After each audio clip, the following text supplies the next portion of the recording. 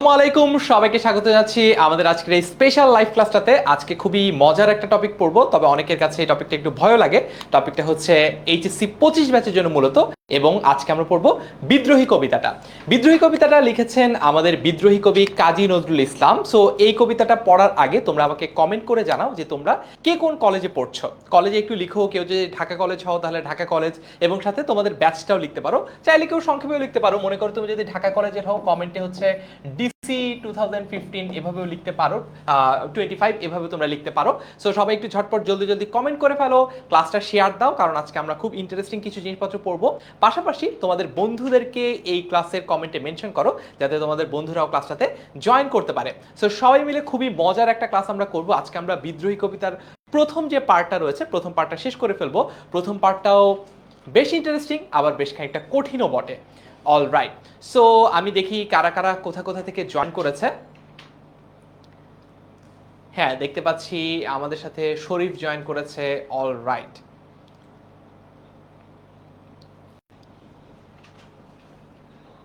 Comment ঠিক আছে। তো আমার কথা ঠিকঠাক মতো শোনা যাচ্ছে, আমাকে দেখা যাচ্ছে ঠিকঠাক মতো। আচ্ছা, হ্যাঁ, আমি দেখতে পাচ্ছি আমাদের সাথে বন্ধুরা জয়েন করেছে। আমাদেরকে একটু এটাও লিখে জানাতে পারো যে কাদের কাদের কাছে বিদ্রোহী কবিতাটা কঠিন মনে হয়। সিপিসি 25 থেকে জয়েন করেছে আমাদের সাথে একজন বন্ধু। চট্টগ্রাম থেকে কামরুল ইসলাম জয়েন করেছে, বলেছে ও নিজেই নাকি চট্টগ্রাম। আচ্ছা, ঠিক আছে। এনএইচ নাজমুল জয়েন করেছে। মহু ইসলাম 2025 ব্যাচ, ওয়ালাইকুম আসসালাম। এইচএসসি 26 লাকি জয়েন করেছে আমাদের সাথে। এইচএসসি 26 অনেক বন্ধুদের দেখতে পাচ্ছি। যদি আমাদের আজকের ক্লাসটা কিন্তু মূলত এইচএসসি 25 জন্য। আমরা আজকে যে ক্লাসটা করছি এটা এইচএসসি মূলত 25 ব্যাচের জন্য আমাদের এই ক্লাসটা করা। ঠিক আছে, ওয়ালাইকুম আসসালাম, ওয়ালাইকুম আসসালাম, ওয়ালাইকুম আসসালাম। All clear sir. আচ্ছা, ঠিক আছে, very good. All right, HSC 25 মিম আক্তার আমাদের সাথে জয়েন করেছে। এইচএসসি 25 থেকে লিমন ফারাজি। হ্যালো হ্যালো লিমন, কেমন আছো তোমরা? আচ্ছা, ঠিক আছে। বিথি ইসলাম, ওয়ালাইকুম আসসালাম। অল রাইট, চলো তাহলে আমরা আর দেরি না করে আমরা আমাদের পড়াটা স্টার্ট করে দিই। আমাকে কি তোমরা প্রথমে বলতে পারবা যে বিদ্রোহী কবিতাটা কে লিখেছেন? আমরা অলরেডি একবার বলে ফেলেছি, বিদ্রোহী কবিতাটা লিখেছেন কবি কাজী নজরুল ইসলাম। এইবার তোমরা আমাকে একটু কমেন্টে এই ব্যাপারটা লিখে জানাও তো যে আমরা কারা কারা এই কথাটা শুনেছি যে আসলে কাজী নজরুল ইসলামেরই নোবেল পুরস্কারটা পাওয়ার কথা ছিল, সেটা কোনোভাবে সেটিং দিয়ে রবীন্দ্রনাথ ঠাকুর নিয়ে নিয়েছেন। এই কথাটা আমরা কারা কারা শুনেছি একটু দেখি, কমেন্টে বলো দেখি। তারপর এটা নিয়ে আমাদের পরবর্তী আলোচনা আছে। হ্যালো বলছে রুমানা। হ্যালো ভাইয়া, ব্রাহ্মণবাড়িয়া থেকে তানভি জয়েন করেছে। কাজী নজরুল ইসলাম, সোনালী, হ্যাঁ এক্স্যাক্টলি। আচ্ছা, হ্যাঁ, এইচএসসি 25 বন্ধুরা, তোমরা তোমাদের কলেজের গ্রুপগুলোতেও আমাদের এই লাইভ ক্লাসটা শেয়ার করতে পারো, তোমাদের বন্ধুদের গ্রুপেও বলতে পারো, যাতে সবাই মিলে আমরা চমৎকার একটা ক্লাস করতে পারি। আচ্ছা, এই কথাটা কারা কার শুনেছি? আচ্ছা, ঠিক আছে, অনেকেই এই কথাটা শুনেছি যে আমরা আমরা শুনেছি যে আমরা কি শুনেছি যে কাজী নজরুল ইসলামেরই মূলত নোবেল পুরস্কারটা পাওয়ার কথা ছিল, কিন্তু সেটা কে নিয়ে নিয়েছেন? রবীন্দ্রনাথ ঠাকুর। আচ্ছা, আসো এই মিথটা নিয়ে একটু কথা বলা যাক। এই মিথটা নিয়ে আমি একটু কথা বলবো। প্রথমে তোমরা আমাকে এটা বলো তো যে কাজী নজরুল ইসলামের জন্মসাল কত? কাজী নজরুল ইসলামের জন্মসাল কত বলো দেখি। আচ্ছা, ওকে, অনেকেই শুনেছো, আর কেউ কেউ বলছো যে না, এই কথাটা আগে শুনিনি, আজকে প্রথমবারের মতো শুনলাম। তো আমি আজকে যারা যারা শুনেছো এই ব্যাপারটা যে একটা মিথ, বা এই ব্যাপারটা যে মিথ্যা একটা কথা, এটা এখন প্রমাণ করবো আর কি। অল রাইট, সো বলো তো রবীন্দ্রনাথ ঠাকুর কত সালে নোবেল পুরস্কার পেয়েছেন? রবীন্দ্রনাথ ঠাকুর কত সালে নোবেল পুরস্কার পেয়েছেন? আলহামদুলিল্লাহ, ভালো আছি তীর্থপল। 1899। আচ্ছা, হাসিব রেজা বলছে 1899। ঠিক আছে, তার মানে কাজী নজরুল ইসলাম জন্মগ্রহণ করেছেন 1899 সালে। ভেরি গুড, সবাই পেরেছি। কাজী নজরুল ইসলাম, এইবার বলো তো কাজী নজরুল ইসলাম জন্মগ্রহণ যদি 1899 সালে করেন, অন্যদিকে রবীন্দ্রনাথ ঠাকুর কত সালে নোবেল পুরস্কার পেয়েছেন? লিজু বলছে 1910, ভুল উত্তর। মাহিম রহমান বলছে 1913। আচ্ছা, ওকে, 1899। হ্যাঁ, এইচএসসি 26 যারা, তারাও ক্লাসটা করতে পারো, সমস্যা নাই, কিন্তু মূলত ক্লাসটা এইচএসসি 25 ব্যাচের জন্য, যাদের অলরেডি ফার্স্ট ইয়ার শেষ আর এক বছর পরে যাদের এইচএসসি পরীক্ষা। 1913, এক্স্যাক্টলি 1913। তার মানে হচ্ছে রবীন্দ্রনাথ ঠাকুর নোবেল পুরস্কার পেয়েছেন সাহিত্যে এশীয়দের মধ্যে সর্বপ্রথম 1913 সালে তিনি সাহিত্যে নোবেল পুরস্কার পেয়েছেন। এখন দেখো, কাজী নজরুল ইসলামের জন্ম হচ্ছে 1899 সালে। অন্যদিকে অন্যদিকে রবীন্দ্রনাথ ঠাকুর নোবেল পুরস্কার পেয়েছেন 1913 সালে। অর্থাৎ রবীন্দ্রনাথ ঠাকুর যখন নোবেল পুরস্কার পাচ্ছেন তখন কাজী নজরুল ইসলামের বয়স কত বলো দেখি। রবীন্দ্রনাথ ঠাকুর যখন সাহিত্যে নোবেল পুরস্কারটা যে বছর তিনি পেলেন তখন আসলে কাজী নজরুল ইসলামের বয়স কত বলো। হ্যাঁ অন্তর ঠিক বলেছে, 1913। সিলেটের ছাত্রী তান্নি জয়েন করেছে আমাদের সাথে। লাবণ্য খুশবু 1913, অন্তর কাজী 1913 বলছে, আমি এসেছি 24, সৌরভ বলেছে। ওকে, 14 বছর এক্স্যাক্টলি। তার মানে হচ্ছে কাজী নজরুল ইসলামের তখন বয়স হচ্ছে সবে 14।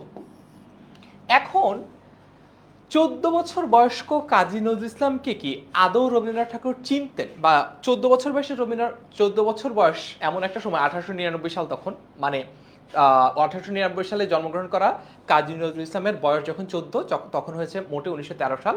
ফেসবুক তখনও আবিষ্কার হয় নাই, সোশ্যাল মিডিয়ারও কোনো প্রকোপ নাই দেশব্যাপী। এইরকম একটা সময় রবীন্দ্রনাথ ঠাকুর কি আদৌ কাজী নজরুল ইসলামকে চিনতেন যে কাজী নজরুল ইসলামের একটা কবিতা তিনি কোনো রকম ভাবে, ঠিক আছে, কোনোভাবে তার ক্রেডিট নিয়ে তিনি নোবেল পুরস্কার পেয়ে যাবেন? এটা কি আদৌ সম্ভব? কি মনে হয় এখন এই কথাটা, এই তথ্যটা, এই ফ্যাক্ট চেকিং এর পরে কি মনে হচ্ছে রবীন্দ্রনাথ ঠাকুরের যেই ব্যাপারটা আমরা বললাম যে রবীন্দ্রনাথ ঠাকুর যে সাহিত্যে নোবেল পুরস্কারটা পেয়েছেন 1913 সালে, এটা তিনি তার নিজের কৃতিত্বেই পেয়েছেন, ঠিক আছে? এটা কাজী নজরুল ইসলামের কোনো কবিতা চুরি করে তিনি আসলে কবিতাটা পান নাই। এই ব্যাপারটা কি এখন ক্লিয়ার আমাদের কাছে? বুঝতে পেরেছি? আচ্ছা, বাকি বন্ধুদেরকেও একটু ক্লাসে মেনশন করে দাও, বাকি বন্ধুরাও ক্লাসটাতে জয়েন করে ফেলুক। সম্ভব না, হ্যাঁ আফরিন আক্তার বলছে এটা সম্ভব না, exactly, very good, impossible. Sourav Sutradhar, সবাই আমরা মোটামুটি বুঝতে পেরেছি যে আসলে আমরা যে কথাটা অনেকেই অনেক সময় অনেকজনের কাছে অনেক অসমর্থিত সূত্র থেকে শুনেছি, এটা আসলে একটা গুজব, এটা আসলে একটা মিথ যে রবীন্দ্রনাথ ঠাকুর কাজী নজরুল ইসলামের নোবেল পুরস্কারটা চুরি করে নিয়েছেন বা তার কবিতা তিনি মেরে দিয়েছেন। এটা সম্পূর্ণ একটা মিথ্যা কথা বা মিথ। কারণ মাত্র 14 বছর বয়সে কাজী নজরুল ইসলাম আসলে তখনও তত এস্টাবলিশড কেউই হন নাই যে তার কোনো কিছু। রবীন্দ্রনাথ ঠাকুর কিন্তু ততদিনে এস্টাবলিশ হয়ে গেছে, কারণ রবীন্দ্রনাথ ঠাকুরের জন্মসাল কত বলো দেখি এবার। এবার আরেকটা ইন্টারেস্টিং জিনিস বুঝাই, রবীন্দ্রনাথ ঠাকুরের জন্মসাল কত? মিম আক্তার বলছে অল ক্লিয়ার, জি স্যার বলছে লিমন ফারাজি। আচ্ছা, HSC batch 25, very good. Sharmin, বাকিদেরকে একটু জয়েন করতে বলো।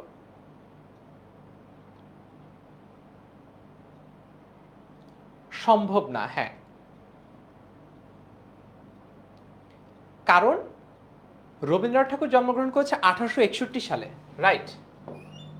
1861 সালে তিনি যখন জন্মগ্রহণ করেছেন, 1861 থেকে 1871, 1881, 1891, তারপর হচ্ছে 1901, অলরেডি ততদিনে কিন্তু রবীন্দ্রনাথ ঠাকুর 40-50 বছর তার সাহিত্য জীবনেও পার করে ফেলেছেন অলরেডি ততদিনে, ঠিক আছে?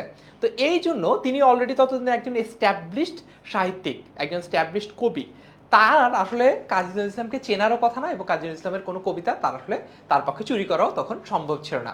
ক্লিয়ার তো আমরা সবাই বুঝেছি? 1961 লিখেছে একজন, ভুল লিখেছ। চলো এইবার তাহলে আমরা আস্তে আস্তে পাঠ পরিচিতির দিকে চলে যাই। কোন কোন জিনিসগুলো আমাদের এইচএসসি পরীক্ষার জন্য ইম্পর্টেন্ট সেগুলো আমরা আলাদা করে মার্ক করে নিব। আবারও বলছি, আমাদের এই ক্লাসটা মূলত এইচএসসি 25 ব্যাচের শিক্ষার্থীদের জন্য, যাদের জন্য আমরা রিসেন্টলি 10 মিনিট স্কুলের পক্ষ থেকে আমরা একটা নতুন কোর্স চালু করেছি। সেটা হচ্ছে HSC 25 online batch Bangla English ICT 2.0। অর্থাৎ এই কোর্সটা আমরা অলরেডি একবার শেষ করে ফেলেছি। এইচএসসি 25 ব্যাচে যারা শুরু থেকে আমাদের সাথে ছিল, ফার্স্ট ইয়ারের শুরু থেকে, তারা অলরেডি আমাদের কাছে একবার এই কোর্সটা করে ফেলেছে। বাংলা ফার্স্ট পেপার এবং সেকেন্ড পেপারের কমপ্লিট সিলেবাসই। কিন্তু যারা প্রথম দফায় ভর্তি হওয়া নাই, তাদের জন্য আমরা আরেকটা অপশন নিয়ে এসেছি, আরেকটা কোর্স আমরা লঞ্চ করেছি, বাংলা ইংলিশ আইসিটি 2.0। এটা একটা বান্ডেল কোর্স। এই কোর্সটাতে তোমরা যদি ভর্তি হও তাহলে তোমরা এই সবগুলো জিনিসপত্রই আবারও পাবা, ঠিক আছে? আচ্ছা, একজন বলছে ভাইয়া মেনশন দেয় কিভাবে? বন্ধুর নামের আগে অ্যাট লিখো, এই যে এইটা অ্যাট লিখে তুমি যদি মনে করো ফারহান লিখো, তাহলে দেখবা যে আমার নাম খুঁজে পাচ্ছ, ঠিক আছে? এইভাবে বন্ধুদেরকে মেনশন দেয়। যে প্রশ্ন করেছো আশা করি উত্তর, হ্যাঁ ভেরি গুড। মুসাম্মদ ইসমা আক্তার ও ক্লাসটা শেয়ার করে ফেলেছে, ভেরি গুড। অলরাইট, চলো এবার আমরা দেখি কোন কোন জিনিসপত্র আমাদের মনে রাখতে হবে। কাজী নজরুল ইসলাম রচিত বিদ্রোহী কবিতাটি কবির প্রথম কাব্যগ্রন্থ অগ্নিবীণা থেকে সংকলিত হয়েছে। অগ্নিবীণা কাব্যগ্রন্থের দ্বিতীয় কবিতা হচ্ছে বিদ্রোহী। এটা কিন্তু আমাদের কিসের জন্য ইম্পর্টেন্ট? এটা আমাদের এইচএসসির জন্য খুবই গুরুত্বপূর্ণ। এটা কিসের জন্য ইম্পর্টেন্ট? এটা আমাদের এইচএসসির জন্য খুবই গুরুত্বপূর্ণ, ঠিক আছে? কারণ এইচএসসি পরীক্ষাতে আমাদের বাংলা ফার্স্ট পেপার থেকে এমসিকিউ আসে। এইচএসসিতে বাংলা ফার্স্ট পেপার থেকে এমসিকিউ আসে এবং এমসিকিউর জন্য খুবই গুরুত্বপূর্ণ একটা জায়গা হচ্ছে কবিতা অথবা গল্পের উৎস। সো উৎসটা মনে রাখতে হবে। এই যে বিদ্রোহী কবিতাটা, এটা অগ্নিবীণা থেকে কালেক্ট করা হয়েছে, ঠিক আছে?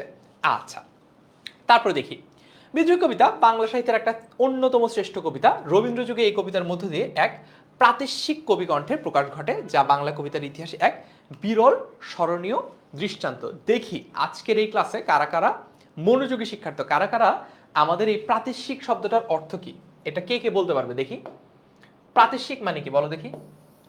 প্রাতিশ্বিক শব্দটা কঠিন, হয়তোবা অনেকেই প্রথমবারের মতো শুনেছি। দেখি প্রাতিশ্বিক মানে কি, কে বলতে পারবে? আচ্ছা, মাহমুদ বলছে আই অ্যাম এসএসসি ক্যান্ডিডেট। আমি জানি না তুমি আমার ক্লাসে কি করছো, কিন্তু ক্লাসটা করতে পারো। ক্লাসটা শেয়ার করে তোমার যদি এইচএসসির জন্য কোনো সিনিয়র ভাই আপু থাকে তার কাছে পৌঁছে দিতে পারো। এইচএসসি 25, ওকে, ভেরি গুড। ভাইয়া বাংলা ইংলিশ আইসিটি ক্লাসগুলো লাইভ ক্লাসের কি রুটিন দেওয়া হয়েছে কিনা? উত্তর হচ্ছে হ্যাঁ, আমাদের লাইভ ক্লাসের রুটিনগুলো আমাদের গ্রুপে দিয়ে দেওয়া হয়েছে। আচ্ছা, আফরিন আক্তার বলছে বই দাগানোর জায়গা আর নাই, সবকিছু আগেই নাকি দাগিয়ে ফেলেছে। শেয়ার করার জন্য অনেক ধন্যবাদ সাকিব আল হাসানকে। আচ্ছা ঠিক আছে সাকিব আল হাসান। এখন আমাকে বলো যে প্রাতিশ্বিক শব্দটার মানে কি? প্রাতিশ্বিক বলতে বোঝায় শেয়ার ডান মারিয়ানুর, ভেরি গুড। যারা যারা শেয়ার করে ফেলেছে তারা ক্লাসে কমেন্টে বলতে পারো। আচ্ছা, প্রাতিশ্বিক মানে কি? প্রাতিশ্বিক মানে হচ্ছে যখন মনে করো কোনো একজন আর্টিস্টের একটা আর্ট তুমি দেখলা, মনে করো তুমি একটা চিত্রকর্ম দেখলা, বা চিত্রকর্ম তো একটু আদিকালের জিনিস, মনে করো একটা ফটোগ্রাফি দেখলা। একটা ছবি দেখেই তুমি মনে করে বলতে পারছো যে এটা আসলে অমুক ফটোগ্রাফারের তোলা ছবি। অথবা কোনো একটা কবিতা তুমি পড়লা, কবিতাটা পড়লা, কবির নাম তুমি জানো না, এটা কে লিখেছেন তুমি জানো না, তুমি জাস্ট পড়লা, ঠিক আছে? পড়েই তুমি যদি গেস করতে পারো হ্যাঁ এইটা মনে হয় ওই কবি লিখেছেন। ফর এক্সাম্পল, আমি জানি না তোমরা কারা কারা হুমায়ুন আহমেদের লেখাপত্র পড়েছ। হুমায়ুন আহমেদের একটা লেখা তোমরা যদি পড়ো, ইভেন ইফ তোমাকে যদি এটা নাও বলে দেওয়া হয় যে এটা হুমায়ুন আহমেদের লেখা, তারপরেও কিন্তু আমরা আইডিয়া করতে পারি, তারপরে কিন্তু আমরা গেস করতে পারি যে আচ্ছা এটা মনে হয় হুমায়ুন আহমেদের লেখা, তাই না? এই যে একটা অবস্থা, যখন তোমার একজন শিল্পীর শিল্প সত্তাটা খুব সহজে আইডেন্টিফাই করা পসিবল হয়, তার যে কোনো শিল্পকর্ম দেখে আলাদা করে বলা লাগে না এটা অমুকের লেখা, অমুকের আঁকা, অমুকের তৈরি করা। একজন শিল্পীকে যখন এভাবে পরিচয় না দিলেও শুধুমাত্র তার শিল্পকর্ম দেখেই এটা আইডিয়া করা যায় যে আচ্ছা এই শিল্পকর্মটার শিল্পী তাহলে উনিই হবেন, তখন তাকে বলা হয় হচ্ছে প্রাতিশ্বিক। বুঝতে পেরেছ? মারিয়া মনে হয় প্রাতিশ্বিকের অর্থ নিজস্ব বলেছে। নিজস্ব বলতে স্বকীয় বোঝায়, মানে নিজস্ব একটা ছাপ থাকা। যে শিল্পকর্মে একজন শিল্পীর নিজস্ব একটা সিগনিফিকেন্ট ছাপ থাকে সেটাকে আমরা প্রাতিশ্বিক বলতে পারি। আচ্ছা, অর্ঘ বলছে আমার অনেক দেরি হয়ে গেল। খুব বেশি দেরি হয়নি, মাত্র 15 মিনিট দেরি হয়েছে, ঠিক আছে? আচ্ছা, তারপরে একটু দেখি প্রাতিশ্বিক কবিকণ্ঠের আত্মপ্রকাশ ঘটে, যা বাংলা কবিতার ইতিহাসে এক বিরল স্মরণীয় ঘটনা। এটাকে যদি আমি একটু সিম্পলিফাই করে বলি, আমি যদি আমার ভাষায় বলি তাহলে বলবো কাজী নজরুল ইসলামের একটা কবিতা পড়লেই তুমি বলতে পারবা যে এটা আসলে কাজী নজরুল ইসলাম লিখেছেন। এটাই হচ্ছে তার প্রাতিশ্বিক হয়ে ওঠা। মানে বিদ্রোহী কবিতাটা যদি আমি আজকে নাও বলতাম যে এই কবিতাটা কবি কাজী নজরুল ইসলাম লিখেছেন, তারপর কিন্তু আমরা আইডিয়া করতে পারতাম যে হ্যাঁ এত কঠিন একটা কবিতা আর কে লিখবে, নিশ্চয়ই কাজী নজরুল ইসলাম লিখেছেন। এইভাবে করে আমরা আইডিয়া করতে পারতাম, এই জন্যই তাকে বলা হচ্ছে প্রাতিশ্বিক। Share done Kamrul, very good, ঠিক আছে। আসো তারপরে দেখি বিদ্রোহী কবিতায় আত্মজাগরণে উন্মুখ কবির সদম্ভ আত্মপ্রকাশ ঘোষিত হয়েছে। কবিতায় সগর্ভে কবি নিজের বিদ্রোহী কবিসত্তার প্রকাশ ঘটিয়ে ঔপনিবেশিক ভারতবর্ষের শাসকদের শাসন ক্ষমতার ভিত কাঁপিয়ে দেন। এখন ঔপনিবেশিক কি এইটা একটু বলি, আর এখানে যদি কোনো শব্দ তোমরা না বুঝো তোমরা কমেন্টে লিখে জানাতে পারো। ফজলে রাব্বি আমার নাম কেন বলছে আমি জানি না, আমার নাম তো ক্যাপশনেই দেওয়া আছে। এখন বলো ঔপনিবেশিক মানে কি, এটা কি জানি? মনে করো একটা জায়গার শাসকরা একটা জায়গা থেকে মানুষ গিয়ে আরেকটা জায়গায় বসতি গঠন করলো, বা তারা একটা জায়গায় এস্টাবলিশ হওয়ার চেষ্টা করলো। যেমন মুঘলরা যখন এই অঞ্চলে আসলো, হ্যাঁ তারা এসেছে মনে করো আফগানিস্তানের সাইড থেকে, তারা কিন্তু এই অঞ্চলে উপনিবেশ স্থাপন করেনি, তারা এই অঞ্চলেই থেকেছে, এই অঞ্চলেই মানে রাজত্ব বিস্তার করার চেষ্টা করছে। এই জন্য তাদেরকে আমরা সরাসরি কি বল, আমরা তাদেরকে অনেক সময় বিদেশি শক্তি বলতে পারি, অনেক সময় বহিরাগত বলতে পারি, কিন্তু তাদেরকে আমরা সরাসরি ঔপনিবেশিক বলি না। আমরা ঔপনিবেশিক বলি হচ্ছে ইংরেজদের। কেন? তাদের মধ্যে পার্থক্য কি? আফগানিস্তানে থেকে কেউ আসলো ভার্সেস ইংল্যান্ড থেকে, ব্রিটেন থেকে কেউ আসলো, কেন আমরা ব্রিটিশদেরকে ঔপনিবেশিক শক্তি বলছি? কারণ যখন এরকম বাইরে থেকে কেউ শাসন করতে আসে, কিন্তু ওই জায়গাটাকে সে ওন করে না, বা ওই জায়গাটাকে সে কখনো নিজের দেশ বলে মনে করে না, বরং ওই জায়গার যা কিছু সম্পত্তি আছে সেটা তার আসল যে মাতৃভূমি, তার যেখানে জন্মস্থান, সেখানে সে পাচার করার চেষ্টা করে। তখন আমরা এই ধরনের শাসক শ্রেণীকে ঔপনিবেশিক বলি। ব্রিটেনের মানুষ যারা, অর্থাৎ ব্রিটিশ যারা ছিল, তারা কিন্তু এই কথাটাই করেছে। আচ্ছা, একজন বলছে সগর্বে মানে কি? সগর্ব কোথায় আছে? আচ্ছা, সগর্বে ভালো একটা পয়েন্ট আউট করেছো, আমি একটু এটা এক্সপ্লেন করে দিই। এই যে স আছে, এই যে স, এই স এর মানে হচ্ছে, এই স এসেছে শহীদ থেকে, এই স এসেছে শহীদ থেকে। শহীদ মানে কি? মানে হচ্ছে সহ অথবা সাথে। অনেক সময় তোমরা দেখবা যে আপনি সস্ত্রীক আমন্ত্রিত, বিয়ের ইনভাইটেশন কার্ডে, বিয়ের দাওয়াতপত্রে লেখা থেকে, আপনি কিভাবে কিভাবে আমন্ত্রিত? আপনি সস্ত্রীক, তার মানে হচ্ছে আপনি স্ত্রী সহ আমন্ত্রিত, ঠিক আছে? আরেকটা স আছে, এইটা সস্ত্রীকটা এভাবে লিখবো আমরা, ব দিব না। আরেকটা হচ্ছে এরকম স, ঠিক আছে? স্বেচ্ছা অথবা হচ্ছে স্বকীয়। এখানে বলতে এই যে দন্তস্ব বফলাটা, এই দন্তস্ব বফলাটা হচ্ছে কোত্থেকে আসছে? এটা হচ্ছে স্বীয় থেকে এসেছে, স্বীয় বা নিজ অথবা সেলফ, এইখান থেকে এসেছে। ক্লিয়ার? বুঝতে পেরেছি আমরা? সগর্ভে কবি নিজের বিদ্রোহী কবি সত্তার প্রকাশ ঘটিয়েছেন। ঔপনিবেশিক ক্লিয়ার? সদম্ভ মানে কি? আচ্ছা, দম্ভ মানে কি? দম্ভ মানে হচ্ছে, আমি যদি আসি দম্ভ কই, দম্ভ মানে হচ্ছে অহংকার। দম্ভ মানে হচ্ছে অহংকার। তাহলে সদম্ভ মানে কি? সদম্ভর মানে কিন্তু মাত্রই বুঝলাম। সদম্ভ মানে কি? স এসেছে, এই যে শটা, এই শটা এসেছে এই যে শহীদ থেকে, শহীদের যে স, এখান থেকে। শহীদ মানে হচ্ছে সহ বা সাথে, দম্ভের সাথে, অহংকারের সাথে। দম্ভ মানে হচ্ছে অহংকার করা। ভাইয়া উচ্চারণ পারি না, এই কবিতার উচ্চারণ নাকি আমাদের টপিক হিসেবে উচ্চারণ? টপিক হিসেবে উচ্চারণ হলে আমরা পড়ানোর চেষ্টা করবো আবার, ঠিক আছে? অবয়ব মানে কি? অবয়ব মানে হচ্ছে কোনো কিছু একটা চেহারা, দেখতে কিরকম, আকার আকৃতি কিরকম। রিফাত বলেছে আপনাদের ক্লাস অনেক ভালো লাগে। অনেক ধন্যবাদ Rifat, I am very blessed to have you as my students. ঠিক আছে, তারপরে দেখি, বুঝছি না। এরপরে দেখো, কবি সকল অন্যায় অনিয়মের বিরুদ্ধে বিদ্রোহ ঘোষণা করতে গিয়ে বিভিন্ন ধর্ম, ঐতিহ্য, ইতিহাস ও পুরাণের শক্তি উৎস থেকে উপকরণ উপাদান সমীকৃত করে, সমীকৃত মানে হচ্ছে একসাথে করে, তিনি বিদ্রোহী সত্তার অবয়ব রচনা করেন। এই যে এটার কথাই বলছিল তো, অবয়ব মানে হচ্ছে চেহারা বলতে পারো, চেহারা বলতে পারো, ঠিক আছে? আকৃতি বলতে পারো, দেখতে কেমন,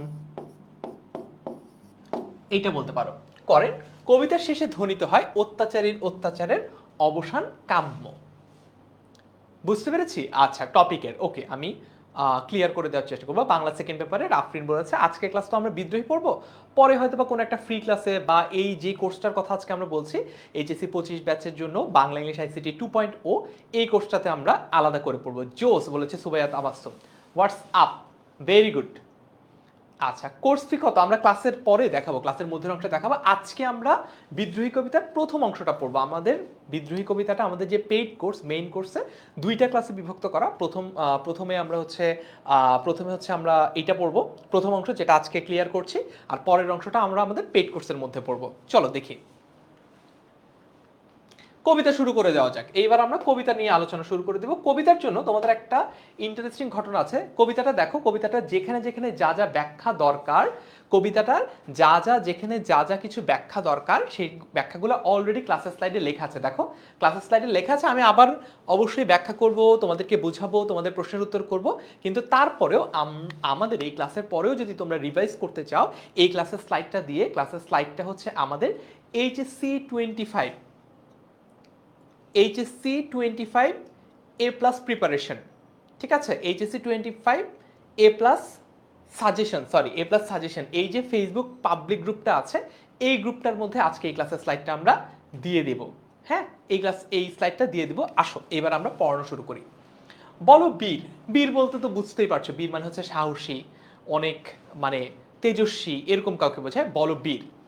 আচ্ছা, অর্ঘ্য বর্মন বলছে ভাই আপনাকে অনেক মিস করি। মিস করার কি আছে, আমি তো আছি, এই যে ক্লাস নিচ্ছি। আচ্ছা, বাংলা দ্বিতীয় পত্র কি এই কোর্সে আছে? হ্যাঁ, বাংলা দ্বিতীয় পত্র এই কোর্সের মধ্যে ইনক্লুডেড, একই সাথে আছে।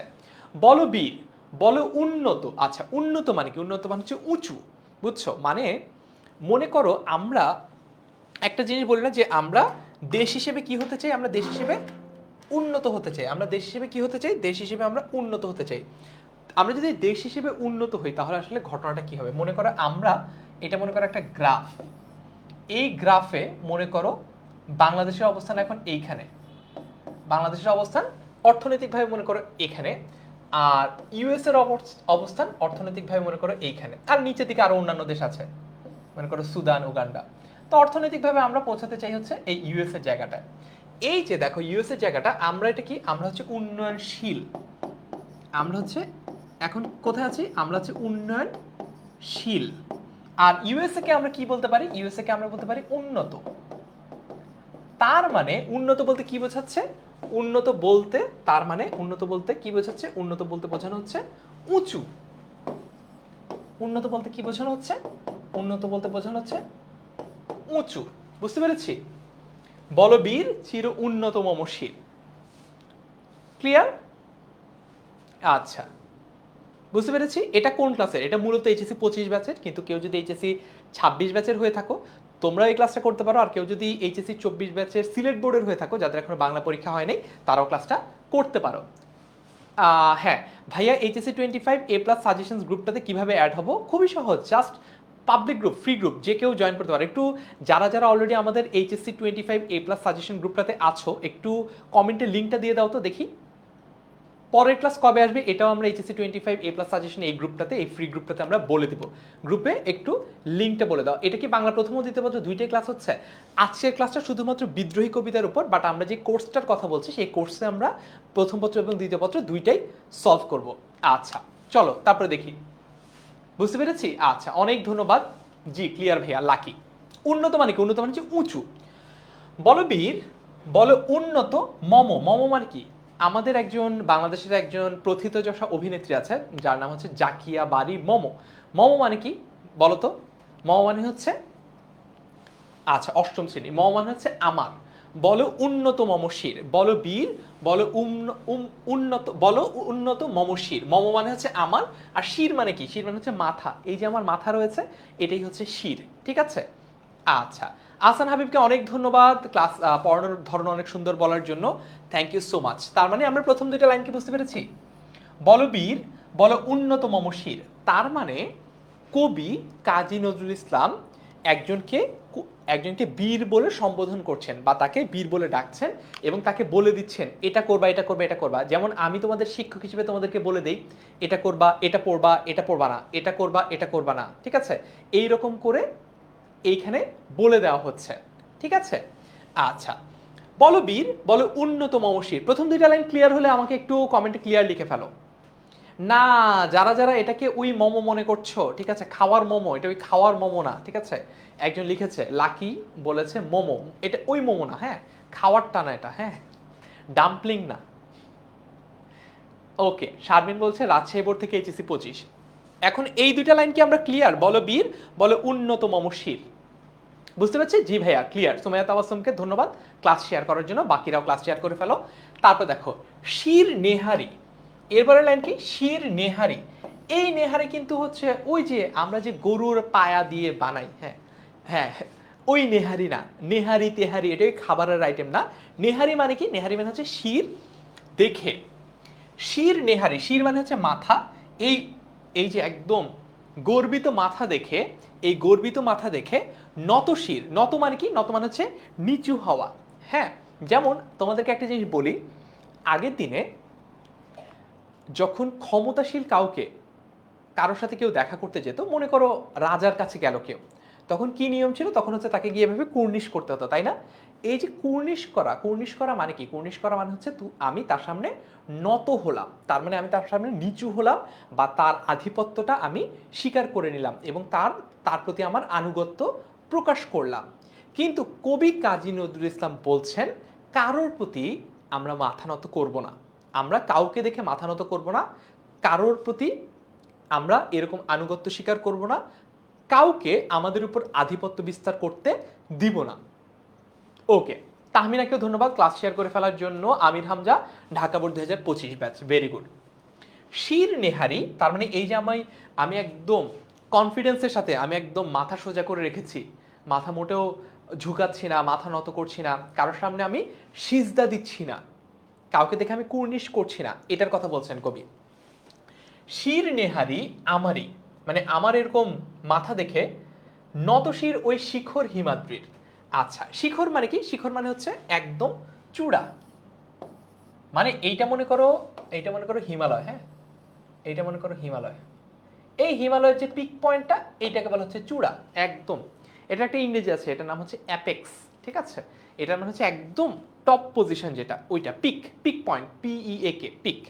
আচ্ছা, নতশির ওই শিখর হিমাদ্রির, তার মানে হচ্ছে হিমালয়ের যে চূড়া রয়েছে। দেখো আমি হচ্ছে একটা মানুষ, হ্যাঁ, আমি এত কনফিডেন্ট, আমি নিজেকে নিয়ে এত শক্তিশালী আমার অবস্থান, এত বলিষ্ঠ আমার মানসিকতা বা আমার চারিত্রিক বৈশিষ্ট্য, যে আমাকে দেখে হিমালয়ের যে চূড়া রয়েছে সেই হিমালয়ের চূড়া বরঞ্চ আমাকে দেখে মাথা নত করবে।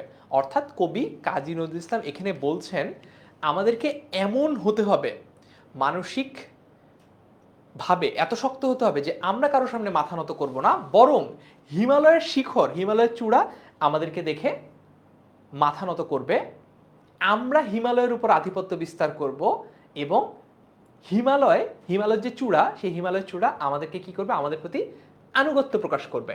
ক্লিয়ার? আচ্ছা, ঠিক আছে, ওকে। তারপরে দেখো, আচ্ছা হ্যাঁ, এইটা আছে, এই যে এটা হচ্ছে নটরাজ, আসছি এটার ব্যাখ্যা আছে। এমনি ছবিটা দেওয়া হয়নি, এটা অবভিয়াসলি ব্যাখ্যা দেওয়া আছে। একজন নাকি এই ছবি দেখে ডিস্ট্রাক্টেড হয়ে যাচ্ছে, দাঁড়াও না, আসি ব্যাখ্যা করব। আমি চির দুর্দম, চির মানে কি? চিরকাল, সবসময় এরকম। দুর্দম মানে কি? দমন করা যায় না এরকম। আমি চির দুর্দম বলতে বোঝা হচ্ছে কখনো দমন করা যায় না এরকম। কবি কাজী নজরুল ইসলাম নিজের ব্যাপারে বলছেন আমি চির দুর্দম। সৌরভ বলছে স্যার আমি এইচএসসি 24-এর ক্যান্ডিডেট, আপনার ক্লাসগুলো ইউটিউব থেকে সংগ্রহ করে আমি বাংলা ভালো পরীক্ষা দিয়েছি, আপনাকে অসংখ্য ধন্যবাদ। অনেক ধন্যবাদ সৌরভ তোমাকেও। আচ্ছা, আমি চির দুর্দম, তার মানে আমাকে কখনো দমন করা যায় না। দুর্বিনীত মানে কি জানো? আমরা একদম সোজা বাংলা এটাকে বলতে পারি হচ্ছে বেয়াদব। দুর্বিনীত মানে কি? দুর্বিনীত মানে হচ্ছে বিনীত না। আমরা লিখি না যে বিনীত আবেদন, এই যে বিনীত না, অথবা সোজা বাংলায় বলতে পারো বেয়াদব। নৃশংস মানে হচ্ছে খুবই ক্রুয়েল, খুবই ভয়ঙ্কর। মনে করো একটা বাঘ যখন তার শিকার পায়, বাঘ কিন্তু আর কোনো ভালো মন্দ বিচার করে না, তাকে একদম যেভাবে পারে কামড় দিয়ে, খামচি দিয়ে তাকে মেরে ফেলে। নৃশংস বলতে কি বোঝায়? নৃশংস বলতে বোঝা হচ্ছে ভয়ঙ্কর বা ক্রুয়েল। আসো এইবার যাবো হচ্ছে আমি নটরাজের প্রশ্নে। মহাপ্রলয়ের আমি নটরাজ, আমি সাইক্লোন, আমি ধ্বংস। মহাপ্রলয়ের আমি নটরাজ, এটার মানে কি? দেখো এখানে ব্যাখ্যাটা আছে, আমি একটু এই লেখাটা মুছে দেই তাহলে পারবা। দুর্বিনীত মানে তো আমরা মনে থাকবে, অলরাইট। আচ্ছা, এইবার দেখো নটরাজ সম্পর্কে কয়েকটা কথা বলি। নটরাজ কার নাম? নটরাজ মূলত মহাদেবের একটা নাম, ঠিক আছে। আচ্ছা, মহুয়া ইসলাম হচ্ছে সোজা বাংলায় বেয়াদব, অলরাইট। নটরাজ, এই যে ছবিটা তোমরা দেখতে পাচ্ছ, এই ছবিটা হচ্ছে নটরাজের ছবি। আমি জানি না তোমরা ব্যবহার করেছো কিনা, আমি যখন ছোটই ছিলাম আমরা হচ্ছে একটা পেন্সিল ব্যবহার করতাম, পেন্সিলটা হচ্ছে লাল কালারের ছিল। সো পেন্সিলটার কোম্পানির নাম হচ্ছে এটা নাটারাজ। আমি আসলে বড় হয়ে বুঝতে পেরেছি যে এটা আসলে নটরাজকে মিন করা হয়েছে। এটা পেন্সিল ব্যবহার করতাম, এটার ইরেজার ব্যবহার করতাম, এই কোম্পানির কাটার ব্যবহার করতাম, ওই নটরাজের কথা এখানে বলা হচ্ছে। ঠিক আছে, তারপরে দেখি, এই নটরাজ হচ্ছে মহাদেবের আরেকটা নাম। সৃষ্টি যখন ধ্বংস হবে, ঠিক আছে, মানে আমরা ইসলাম ধর্মে যেরকম কিয়ামতের কথা, আমরা যেমন ইসলাম ধর্মে কিয়ামতের কথা বুঝি না, ওইরকম কিয়ামতের মতো, ঠিক আছে, ওইরকম কিয়ামতের মতো আমরা কি, এইখানে নটরাজের ইস্যুটা আসছে এরকম যে নটরাজ কখন নৃত্য পুরো সৃষ্টি যখন ধ্বংস হয়ে যাবে, এই ধ্বংসের সময় হচ্ছে নটরাজ কি করবে? নটরাজ হচ্ছে নৃত্য করবে। তার মানে তার নাচে তালে এই সৃষ্টি, এই বিশ্বব্রহ্মাণ্ড ধ্বংস হয়ে যাবে। অর্থাৎ ইসলাম ধর্মাবলম্বীরা যেরকম বিশ্বাস করে যে ইসরাফিলের কিসের ইসরাফিলের সিংগায় যখন তিনি ফু দিবেন, ইসরাফিলের একটা সিংহা আছে না, সেটা যখন ফু দিবেন তখন যেরকম কিয়ামত হবে, হিন্দু ধর্মাবলম্বীরা কি বিশ্বাস করেন? নটরাজের নাচে এই বিশ্বব্রহ্মাণ্ডটা ধ্বংস হবে। বুঝতে পেরেছ? আচ্ছা স্যার আপনার নাম কি? আমার নাম ফারহান সাকিব। তোমরা একটু এইচএসসি 25-এর গ্রুপটাতে যারা জয়েন করেছো তারা একটু কমেন্টে লিঙ্কটা দিয়ে দাও তো, বাকি বন্ধুরাও জয়েন করুক। আচ্ছা ঠিক আছে, তারপর বলো।